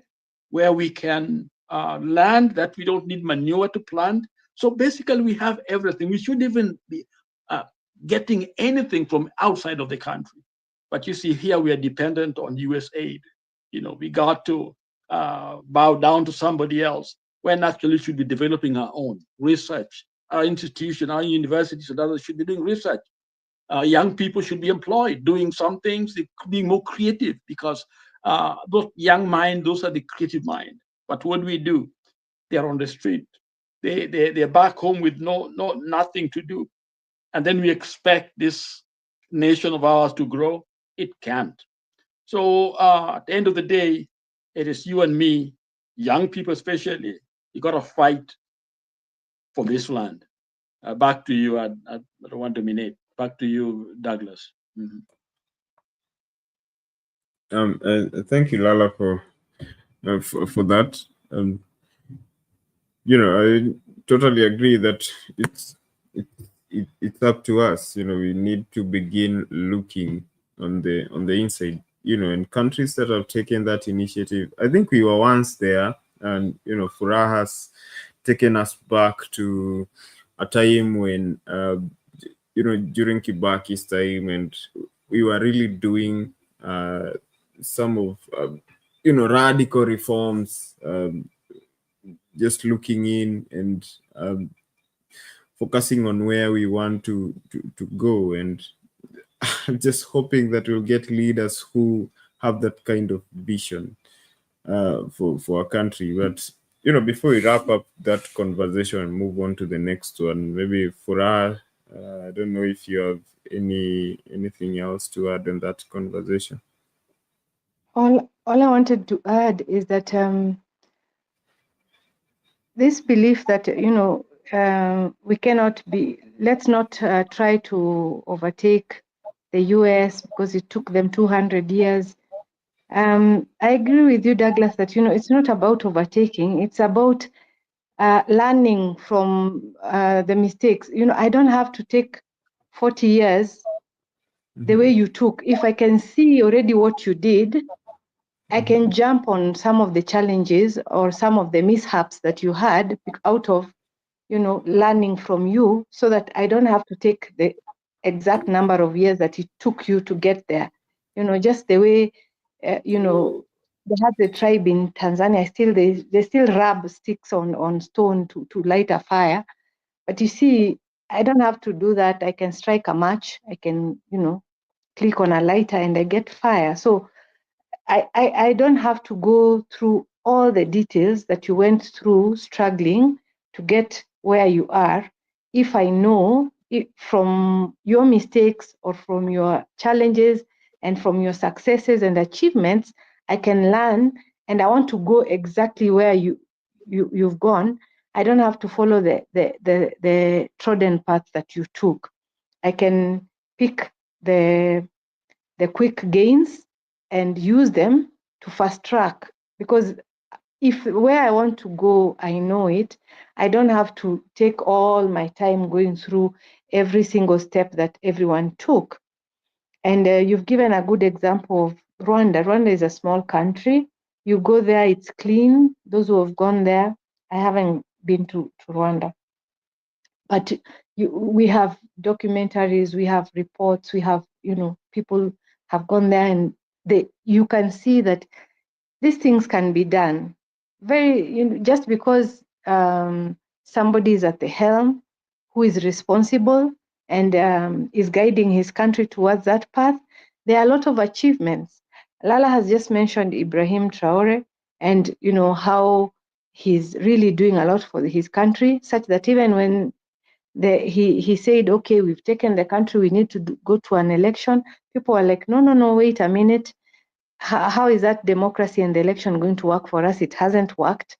So let's just stick with what is working for us for now. And I think that's where we have to believe in ourselves enough to make the changes that we want. Yeah, that tired slogan of be the change that you want to see. I think that's the task that we have to be keen on what we do, because as much as we say corruption, sometimes it's a struggle, Douglas, and this is where I want to end. It's a struggle because you're on the road, you're doing the right speed, your vehicle has no issues, and a policeman stops you. I am one of those people who struggle with, like wanting to give a bribe or giving a bribe on request. It's requested. I'm like, take me, you charge me with what you want to charge me, but I'm not giving you a cent. I'm not giving you a coin. This person wants to frustrate you. You are on a journey. You are heading, even for a funeral or a function that is on schedule. And this person wants to delay you, nitakupeleka kwa police station. And you think, if I go there, they might put trump up charges I might delay, 2 hours, 3 hours, and I might not get to where I want. So you're like, okay, so let me give them this coins so that I go. You see, those are some of the real scenarios that people experience. And the challenge is not even so much that, I can want to stick out, because there's a time it happened, we were a group, they took us to a police station and we said, we're going to sit out. There was no hurry. We said, we're just going to sit out. You just charge us, tell us what you found us with. We are ready to deal. But you see now, what will happen is that is a one-off, You standing your ground and not, it's a one-off. Everyone else, because of the inconvenience, says, okay, I don't like to give, but I don't have an option, and they give. So in the long run, these few people, now the exceptions, you're the one who seems like now hauna chako, because you don't have the environment, you don't have that support to be able to continue to do the right thing. We utafanya peke yako, but wewe ndio you'll end up like being a victim. It's like now you're the one who has done the wrong thing. So wewe ndio utachelewa huko, wewe ndio utawekwa huko. People will ask you, why didn't you just give the money na uendelee? But I'm like, I don't want to. Just the other day, even on cleanliness in the CBD or everywhere we live, you find that you don't want to throw something on the ground, because I remember just last month at the border on the Tanzanian side, a lady sold us bananas because we were a team. So you have to process your documents, all of you, before you can continue. So as we are waiting, this lady comes and sells bananas, but you peel anachukua hayo maganda. You peel it and anachukua hayo maganda. And she didn't want to leave that place until she's sure either you're carrying it, those bananas, you're going with them, or if you're eating them there, she'll only leave after she has picked all the peels, because she will be charged as akishikwa yeye atashtakiwa for garbage. And I remember that time when CBD was so clean, the county was about to introduce a scenario where both the hawker and the people who are purchasing would be arrested. And I knew that was going to work, because ukipatikana kama unanunua what is being hawked on the street, hapo imetandikwa hapo na wewe pia unanunua, you are also charged, apart from kukimbiza the hawker. So long as you do these things, they can work. So I think that's where I want to end this session, that we can borrow the good things that have happened elsewhere, and we can fast track. It doesn't have to take us hundreds of years when we know how they got there. Now that we know, we can do it faster. I'd like to just add something there. Let me add something there. Thank you, Furaha. I think something I heard that Traore is doing that Gaddafi tried to do is try to make everyone in Burkina Faso co-owner of those natural resources. In other words, if a country has surplus or has a lot of the oil, like in Libya, every child born had a share into that economy. I think what we have done in the past is to disconnect our people from the land itself, from what they own, so that we are there, part of it, but it's almost we are witnessing, our nation run, but we are not part of it. I think disconnect has been one of the biggest challenge, because we don't feel like government represent us, belong to us. And so the young man, what he's been able to do is to feel connected. It's like he wants every Burkina Faso man, woman to feel connected when you have a stake in something, you tend to protect it. Even in your village, if you feel like this is your village, anybody throwing stuff, you tell them no, pick it up. Okay, so we are raising citizens that are not connected to the country itself. All we see is the people enjoying our nation. They come in to go to Mombasa to have this, and those supposed to be helping us connect are enjoying driving and flying and doing all these things. And for us, the only connection we have with the government is either we are being chased by some askaris, or we are paying taxes, okay, which we have got no say. When we elect our leaders, they don't allow those ones we have elected take power. It's themselves. So I think there's a disconnect that is very serious, especially when it comes to Africa. And so somebody like Traore is doing the opposite. If you look at, let's say, a place like America, America belonged to the Native Americans. And of course, other co-owners of America are African Americans. Native Americans and African American. The Trump and everybody else are foreigners.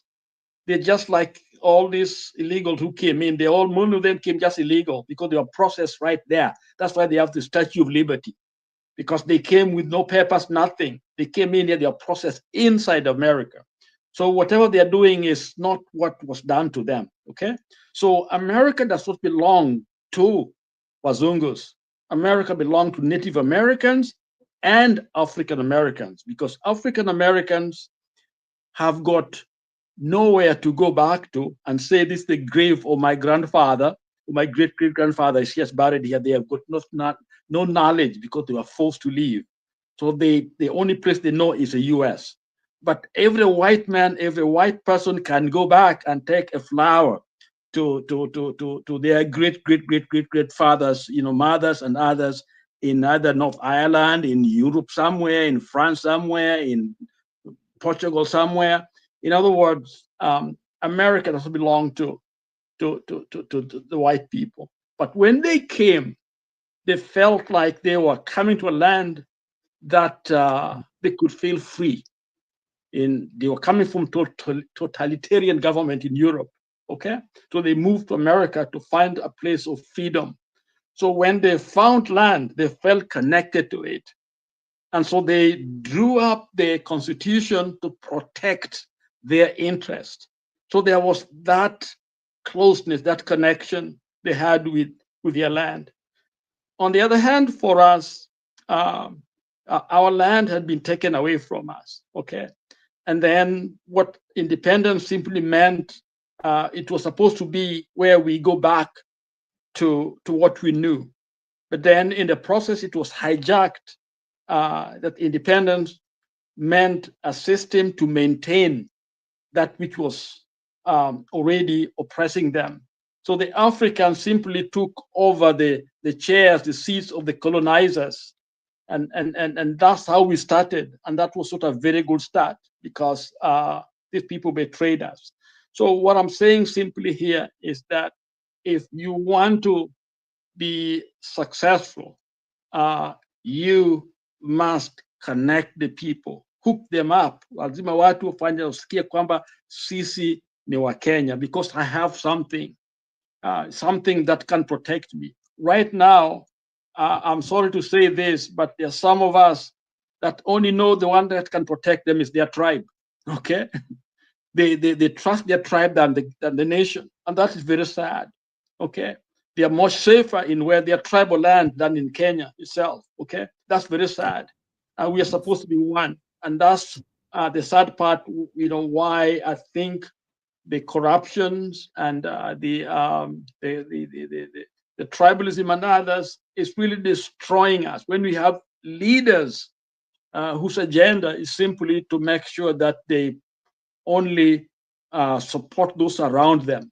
In most cases, sometimes it's always their tribe, to become very, very tribal. And that's the tragedy of it all. But Kenya can be strong if we fight those vices, because they are the ones stopping us from that empowerment. We want to feel like I belong to Kenya. So if we do what even Traoris are doing, we know we have oil, and that oil, we are part of it. We want to develop it. This is Kenya. This is our home, this is our land. That feeling has to be inculcated in all of us, so that we are not disconnected. Back to you, Douglas. Thank you, Lala, for that addition to the discussion. And even as we move forward, talking about Rwanda and Africans believing in themselves, and just wanted us to shift our attention now to the broader East Africa and what has been happening in Eastern DRC and Rwanda, that volatile region. The conflicts, just something that we've been talking about. It's a story that we've been following up on as Sound Candid. We've had conversations about that conflict, and recently Rwanda's cut ties with Belgium. Let's just have a look at that, then come back and have that conversation.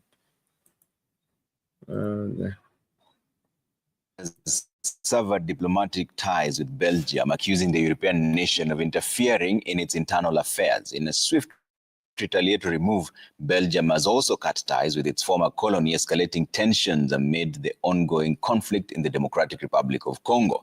Now, Rwanda has ordered all the Belgian diplomats to leave the country within 48 hours, while Belgium has threatened to declare all Rwandan diplomats in its territory persona non grata. Gatete Njoroge has more. Twarabihanangirije kuva kera, turaza kubihanangiriza n'ubu ngubu. A day after President Paul Kagame issued a warning to Belgium over what he termed as a plan to divide them, Rwanda has gone forward and cut diplomatic ties with their former colonizer. In a statement shared by the Rwanda's Ministry of Foreign Affairs and International Cooperation on their X platform, President Paul Kagame's administration stated it had notified the government of Belgium of their decision to sever diplomatic relations with immediate effect. Rwanda attributed the decision to what they termed as Belgium's attempts to undermine Rwanda before and during the ongoing conflict in the Democratic Republic of Congo. Rwanda accuses Belgium of taking sides in the conflict, which has displaced over 500,000 people since January, and mobilizing against its former colony in an attempt to destabilize the country and the region. In the statement, Rwanda directed all Belgian diplomats in Rwanda to leave the country within 48 hours and assured the Brussels administration of protection of the premises, property, and archives of the Belgian diplomatic mission in Kigali. In their response, Belgium Minister of Foreign Affairs Maxime Prevot stated that they regret the decision taken by Rwanda to cut off diplomatic relations.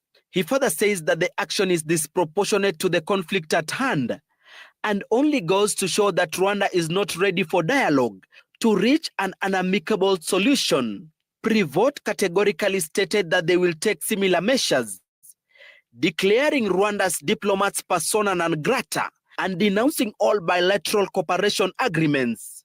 A diplomatic spat that seems to have been fueled by Brussels' action to lead calls for European nations to sanction Rwanda over its alleged support for the M23 rebel group. The European Union has sanctioned 9 people and a gold refinery in connection to the conflict. The unprecedented diplomatic spat between the two nations could spell doom to peace efforts aimed at bringing to the negotiating table the warring parties and end a war that has claimed over 5,000 lives in the last 3 months. The M23 rebel group has so far captured Goma and Bukavu in eastern DR Congo since the start of the conflict, with talks lined up in Angola. DR Congo presidency spokesperson Tina Salama on Sunday stated that a government delegation will be in Angola on Tuesday for talks with M23. The rebel group has also sent a 5-member delegation to the talks, seeking to resolve the long-running conflict. Rwanda, which has been blamed for supporting M23, has vehemently denied the accusation. Gatete Njoroge, Citizen TV, Nairobi.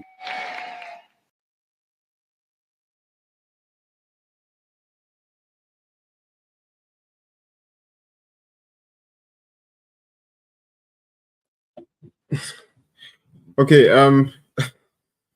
okay, who thought that you would live to see an African country, cut ties with a European country? Your thoughts, I'll start with you for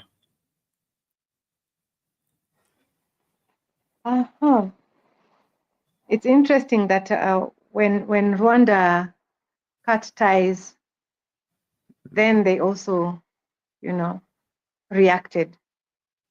But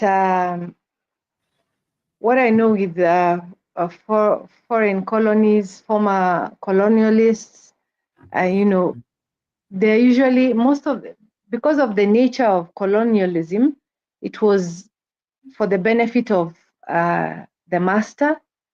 And even in staying back, it is usually still in the interest of the colonial master. So I think it is not the first time Rwanda is taking a very strong stance in regards to European countries or the whites, so to speak. I remember, I can't recall when that conference was, that was supposed to happen, I think, in Germany.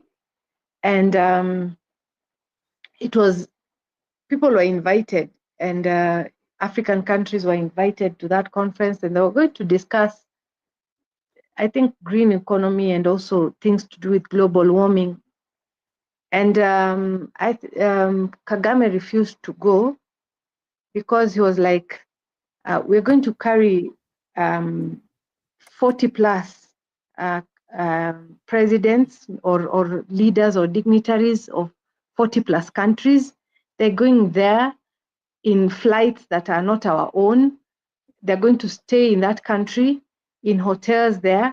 So all that money is going to remain in that country. If we are discussing things to do with our environment, and a majority of us are Africans, why can't it happen in an African country so that we also get all that benefit, all the dignitaries and where they're going to stay and the per diems and everything that they're going to use, whichever country that is going to host them in Africa, that country benefits rather than the European country where it was supposed to be held. About the conflict in Congo, my personal take is that I think Kagame has interests, whatever those interests are, but all that needs to happen is that when judgment or when negotiations are being made and revelations are being made, because I understand even our own president is being said to have interests in that country, Museveni the same.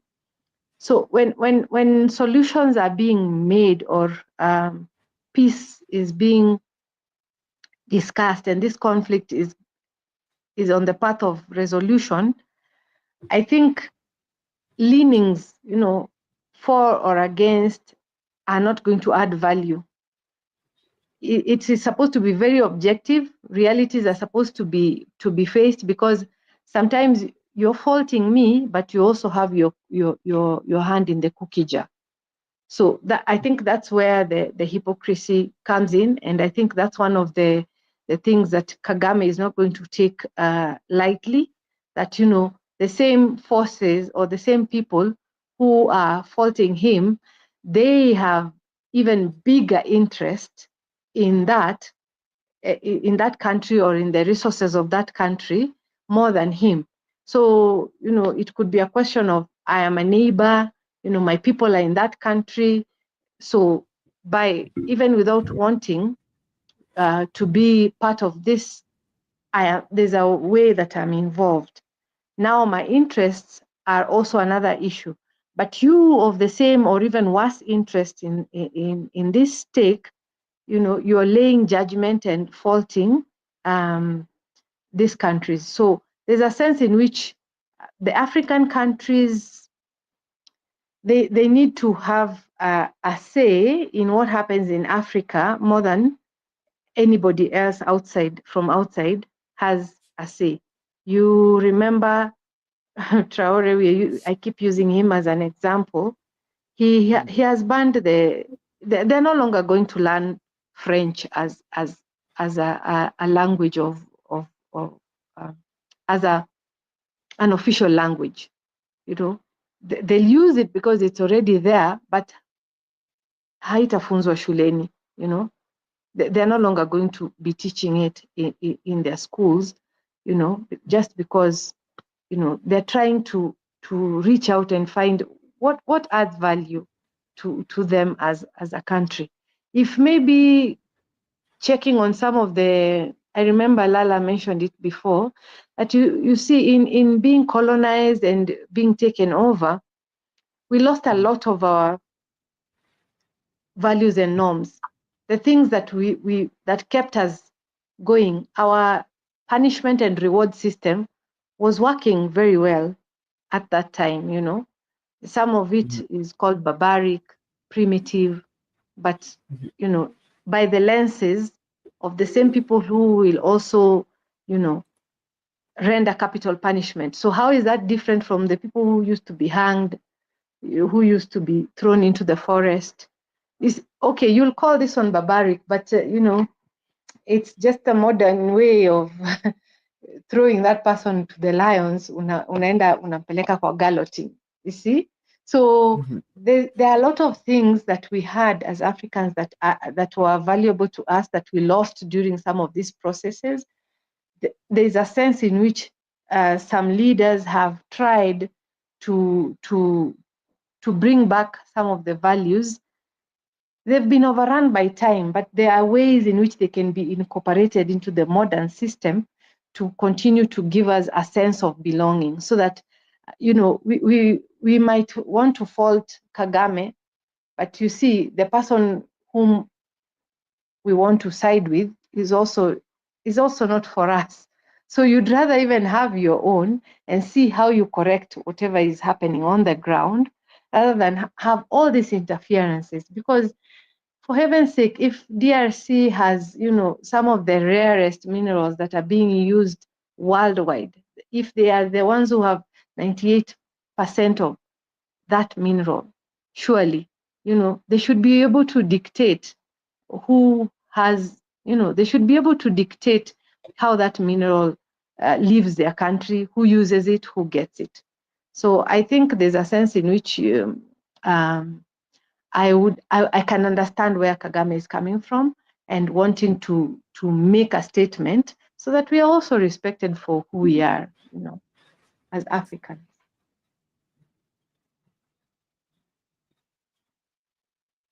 Yeah, thank you. Yes, sir. Thank you for that. Lala, just take it from there. Your thoughts?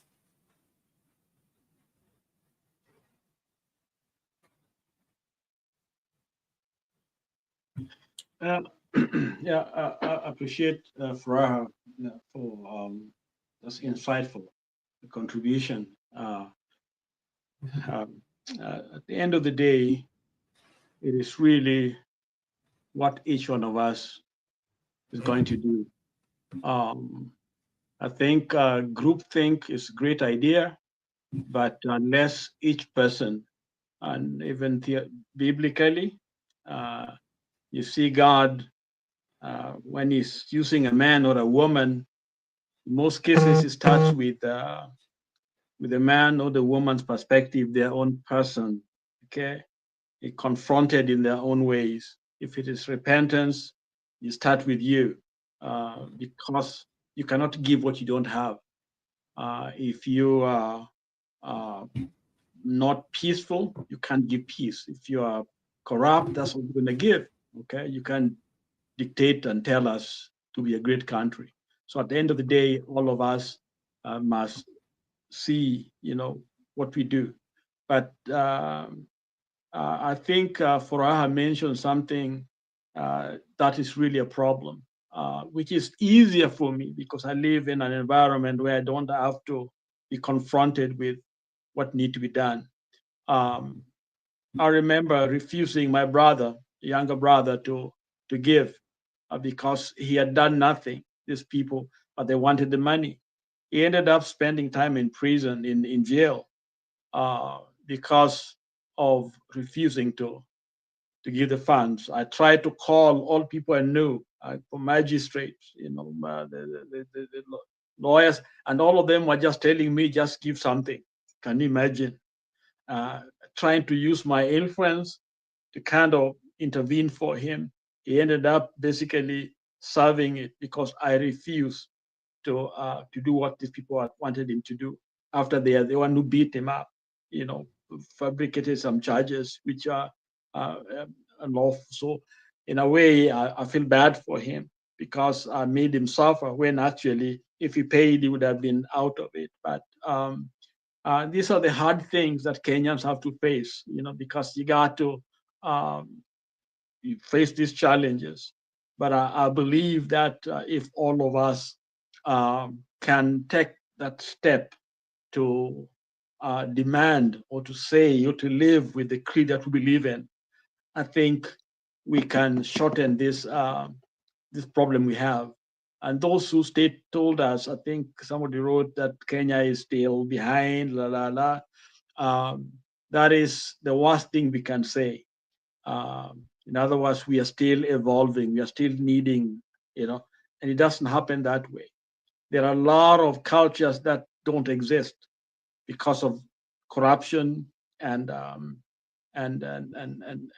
fights and wars. And so we don't want to go be there. We want to be the ones that use, as both of you stated, sister stated, that there are things that already are there. We don't have to invent the wheel.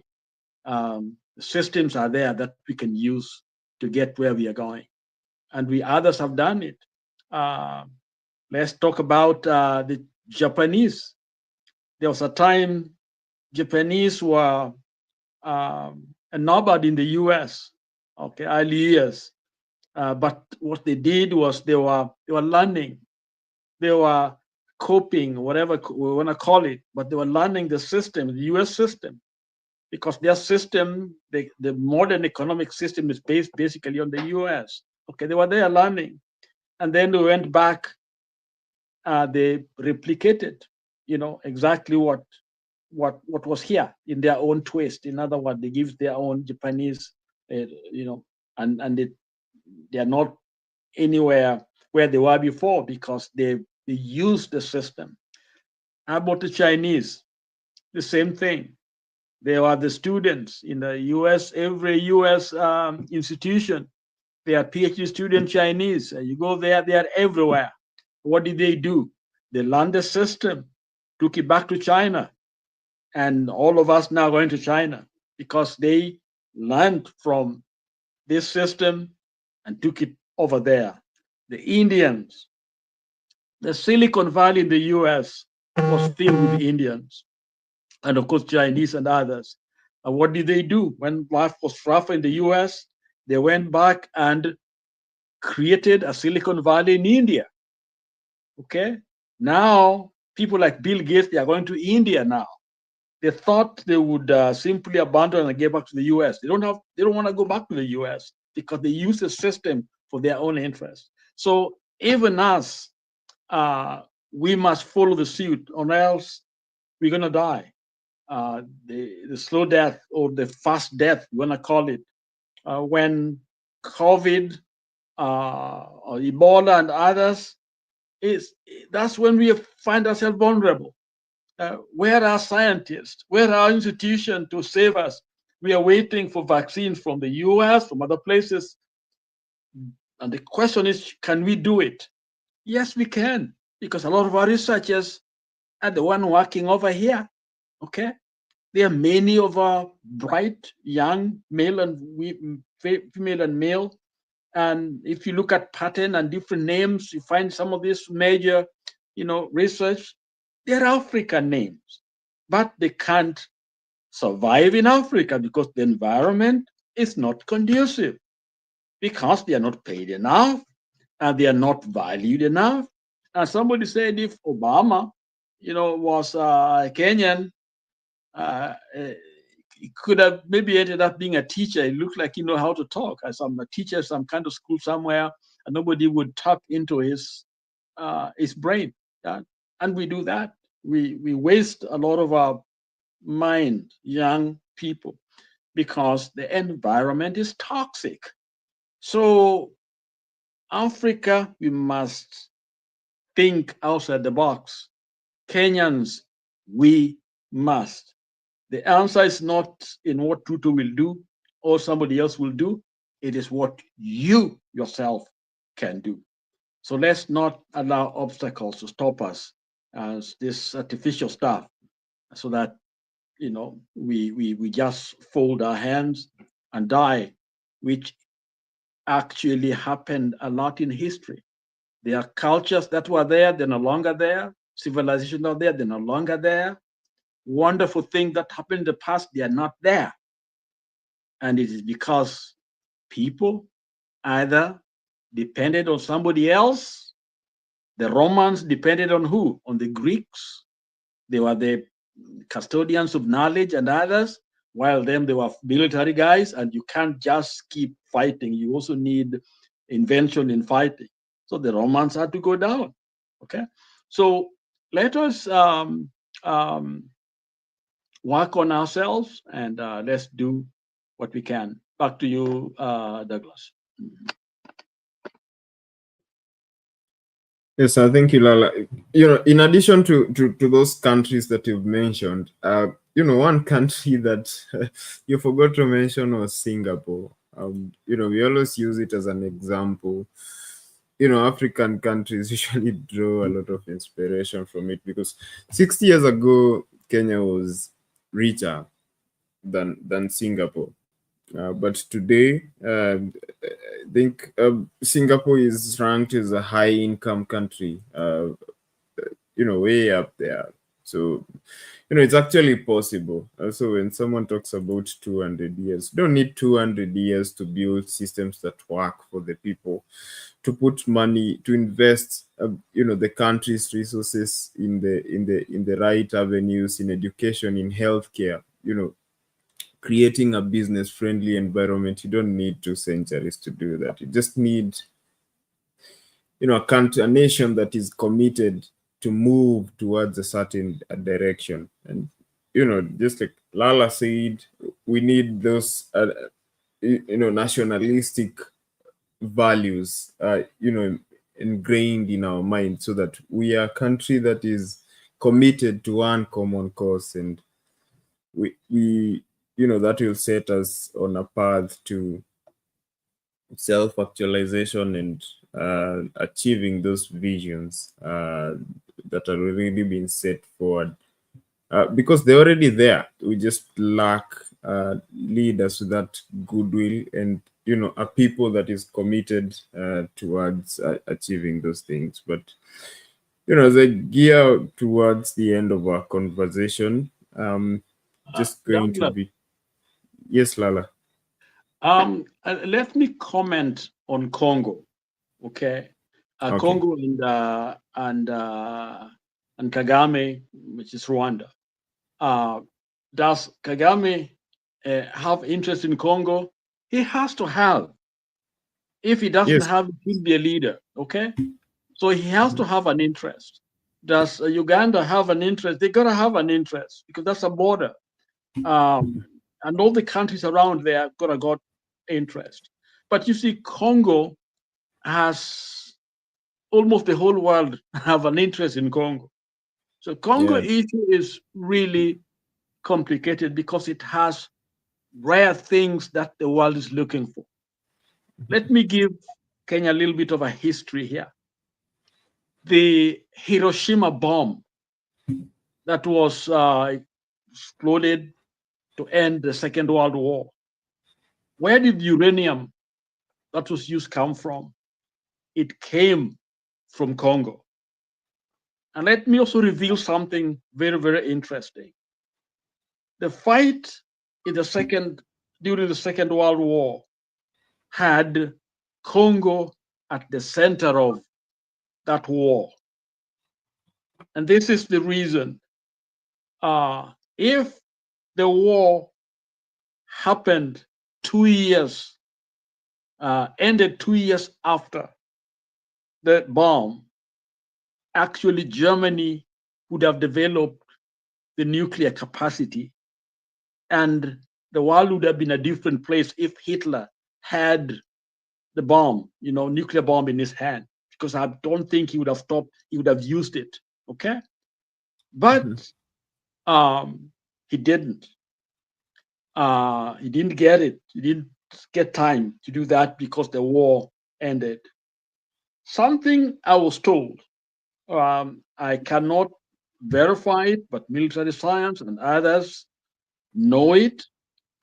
Okay, one of the things that had happened to Hitler is that he lost access to cobalt and other natural,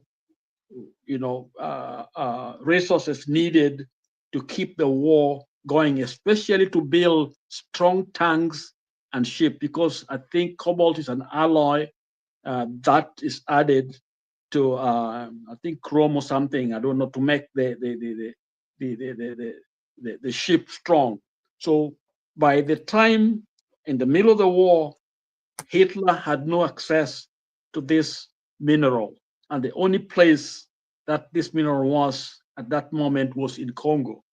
So he was fighting hard to get into Congo, and so the US had to get that bomb working quickly to stop Hitler from getting into the cobalt, because if he did get into the mine in Congo, the whole war would have shifted, because he would have been able to build strong tanks and strong ships, because by that time, the ships and the tanks that he had were weak because they didn't have what required for them to be strong, okay? So that's something that has been suppressed. I was kind of shocked when I was told that aspect of history that is out there. Okay, so Congo played a very significant role.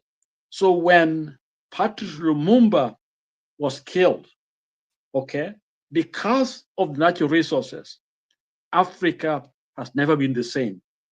That death of Patrice Lumumba is key to understanding African politics and African development and African, place in the world. So it's a very consequential death because of that land called Congo. So the interest in Congo is great, and a lot of people have it because Congo has, I think, about 70% of the world's,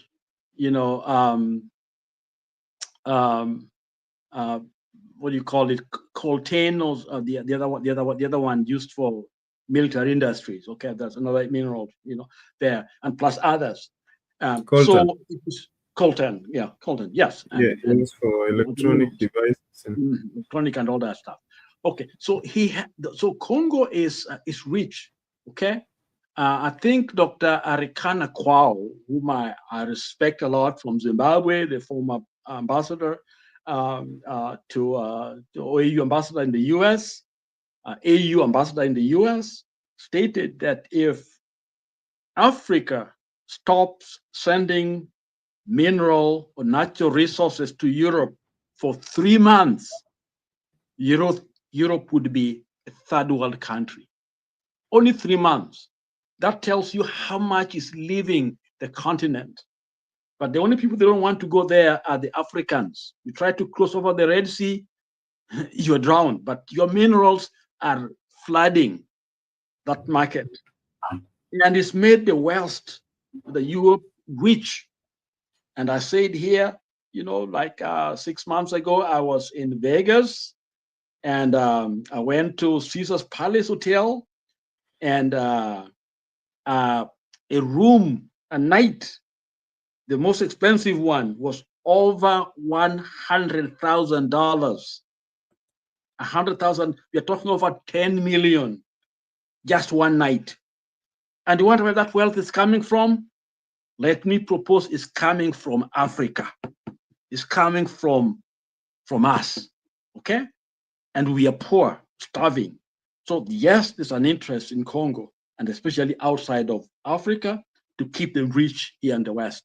And this is why we must fight. This is why we must change our thinking, because the biggest war is the mind. It's the mind. When your mind is controlled, if you don't believe in yourself, that you can't build anything, you're dead. Back to you. Thank you, Lala. And I agree that it all begins with the mind. But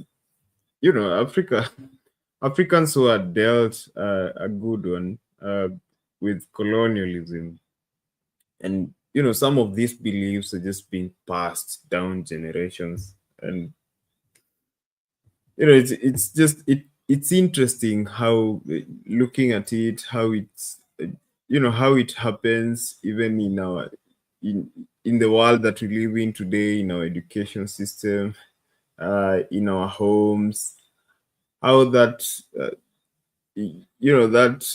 should I call it manipulation, or what is passed down to the next generation and the next generation. But anyway, I don't know, maybe you'll tell me in your final submissions what you think is the way out of that, our way to freedom. Before we do that, let me see if there is any comments worth a contribution, adding to that.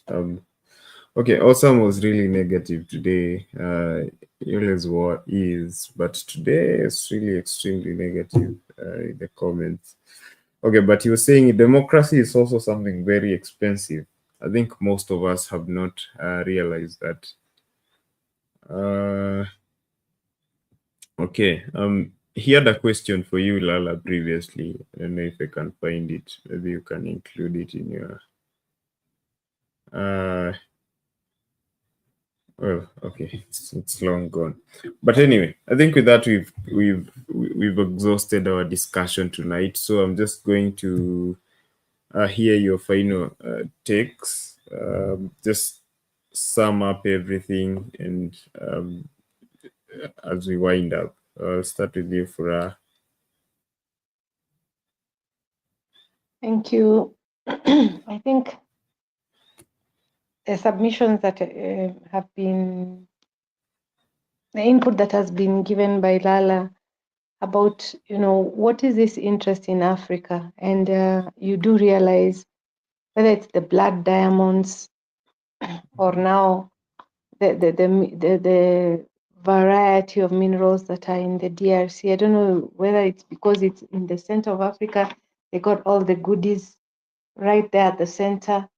And then there's also all these others in the peripheries, the gold in South Africa. And you remember how Ramaphosa was very categorical with Trump, because I think more and more we're beginning to realize, that save for the things that the foreigners or the Europeans, what they want from us is what we've got. They have no interest in us. It's what we have, what can benefit them. That's what is in it for them. And the more we are realizing that, we can control the world economy if we were to unite, if we were to have, not even unite in terms of have one big continent become one huge unit, but the unity of mind, the unity of purpose, that we can see that as neighbors, we have more together than, we have more when we are together than if we are apart. So I think there was a time, I think it's the late Gaddafi who was, credited for this, wanting to, the union of the Africa, just like to be United States of Africa, the way you have United States of America, but it doesn't have to be like all the borders uniting and having United States and having one person heading all these states. I don't think it's that is the whole point. The whole point is that Africa needs to relook what you said, the colonialism, it dealt us a very big blow. And we are healing. We are coming from that. In the process of healing, we need to be wise. We need to be sharp. We need to be focused. We need to be targeted. What do we want? Where people are going, Chinese are coming up, the Japanese are coming up, and Africa needs to come up so that they are also a force to reckon with. And given what we have, given what we know, given the kind of intellect that we possess, nobody is just going to tramp over us or just trash us or put us in the periphery, because we are also going to come with what we have on the table. And what we have is something huge. It is something that everyone wants a piece of. So long as there's the bigger African picture, and there's also as countries, once we strengthen our own countries so that there's no infighting, because it's difficult for you to forge ahead if you're not one. Post the genocide, you're the only one who, if you're a foreigner, I remember my spouse, the time he went there, says you go there and you ask somebody, they don't want you to mention, are you a Hutu? Are you no, we are Rwandans, we are Rwandese. So based on their experience.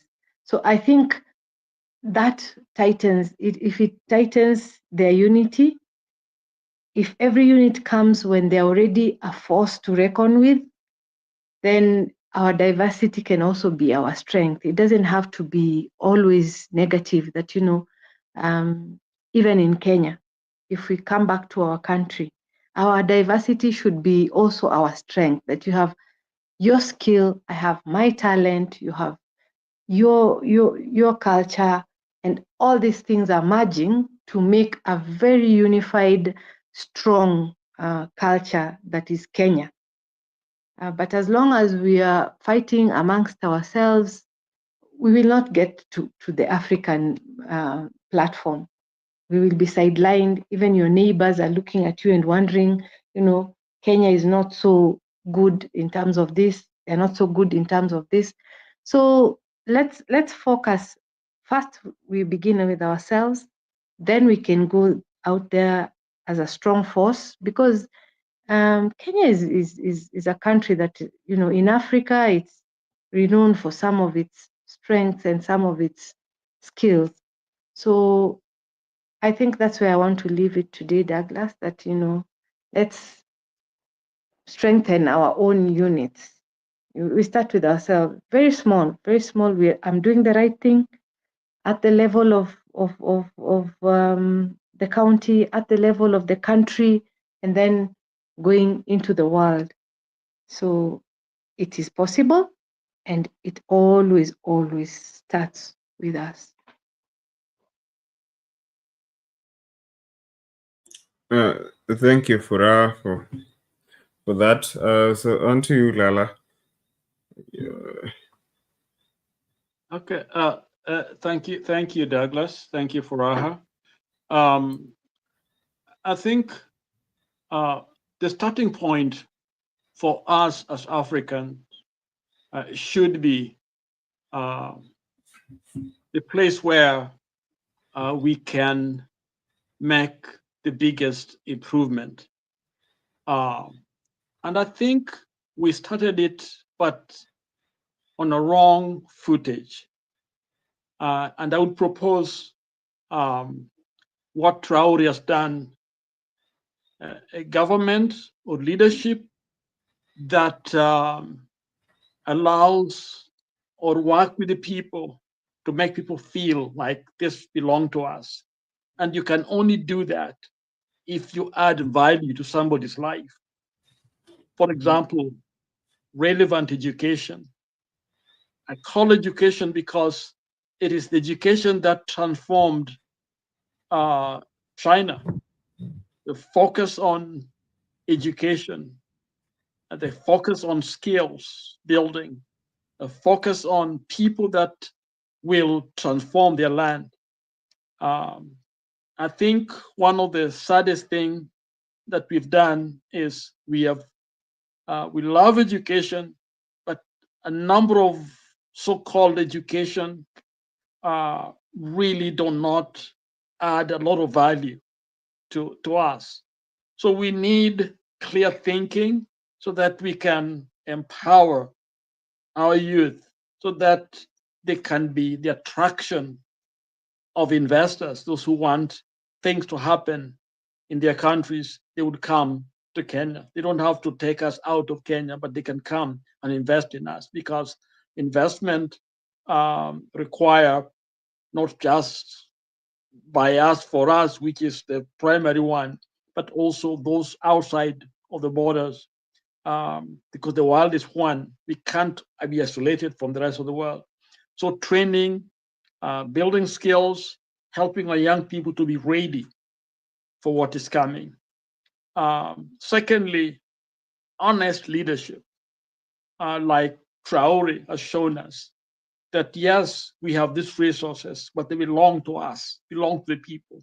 Let people know that Kenya is there for them, is invested in them. Usually when you have a stake in something, you protect it. Right now, you tell me to die for Kenya, protect Kenya. What am I protecting? If when I want something, I have to be bribe, I have to bribe, somebody has to, give something to get something. So we have people that have never been helped by a nation, when actually a nation should be, the love for the nation should be to the point where we are willing to give our lives because of what is done for us. Okay, and most that is something for us.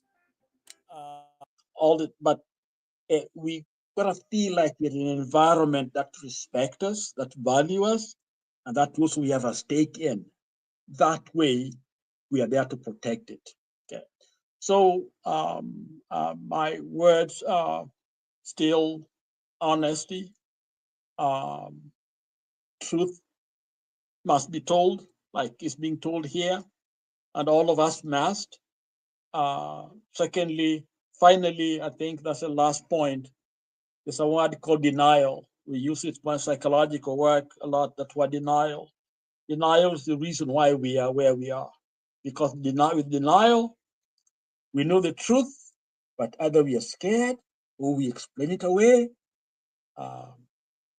For example, SK Macharia revealed to us our past, things that we did that don't just go away. They're there. In fact, it can make things worse, because now people know. They know why things have been this way. Anger is building inside of us. Or we can use that knowledge to say, you know what, let us change. Let us make a difference. Let us confront the problem and make changes. Because if we do, then we have learned something. Life is about teaching, learning, a teachable moment. And we have this time to learn. And there's no way we can learn if we are not willing to forsake, confront whatever happened, and getting on the right path. So Kenyans, talks are cheap. No matter how much angry we are, upset we are, if we don't change, if we don't use it to bring truth, to pursue justice, then I'm sorry to say we are just building some fire on top of another fire, and soon it will explode. Thank you. Thank you, Douglas. Thank you all. God bless you. Bye-bye. God bless you. Thank you, Lala. Okay. You're saying? Yes, I'm here. Oh, I heard you mumble something, Benini. No, I thought I heard you say something. I just said bye. I said but okay. the end. Yeah, saying goodbye. Okay. Thank you, Lala, and thank you, Purabad, for checking into the studio and just helping me, helping us, digest this conversation, make sense of it, and pretty some insightful submissions you've made there, and given us a way forward on how we should move on as a society. And just to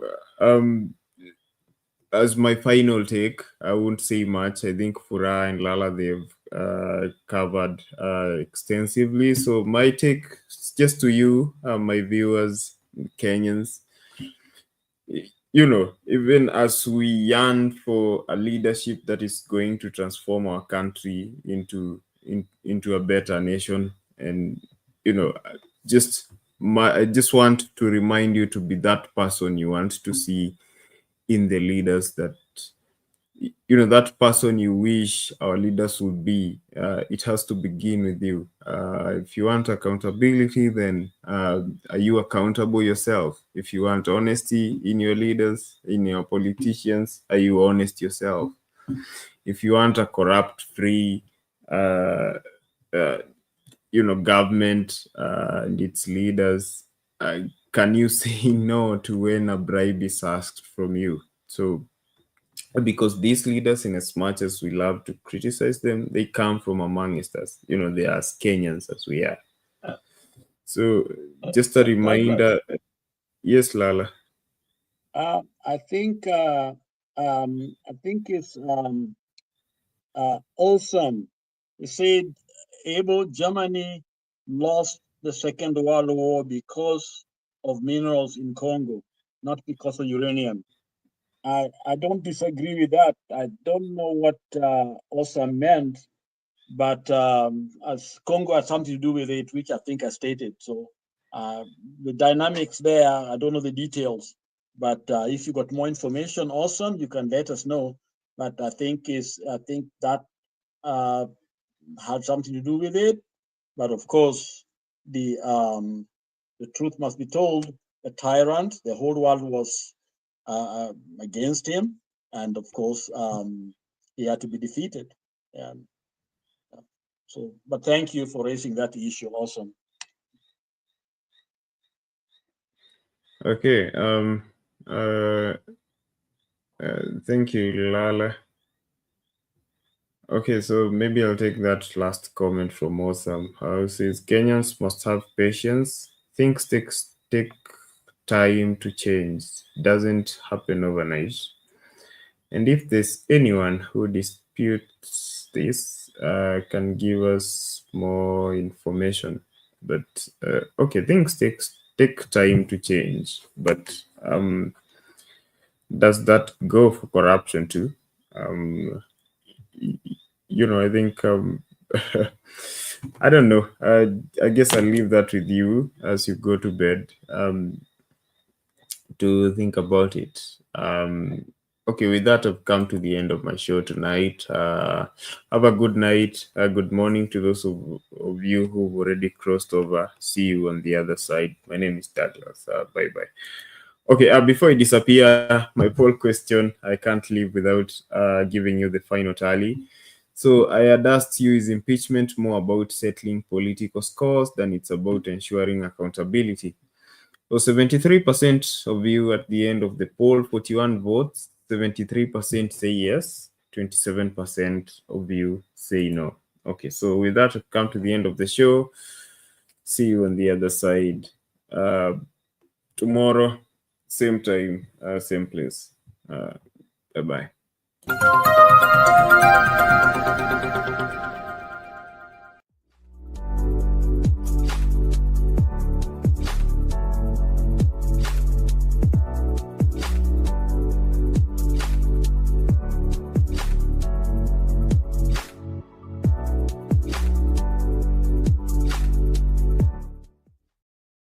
Are you looking for video live streaming services? You want your church services to be on air? You do not know where to market your goods and services? At Sound Candid Talk, we deliver the best live stream services for your events, product and service launches, conferences, weddings, and marriages. Reach on us today.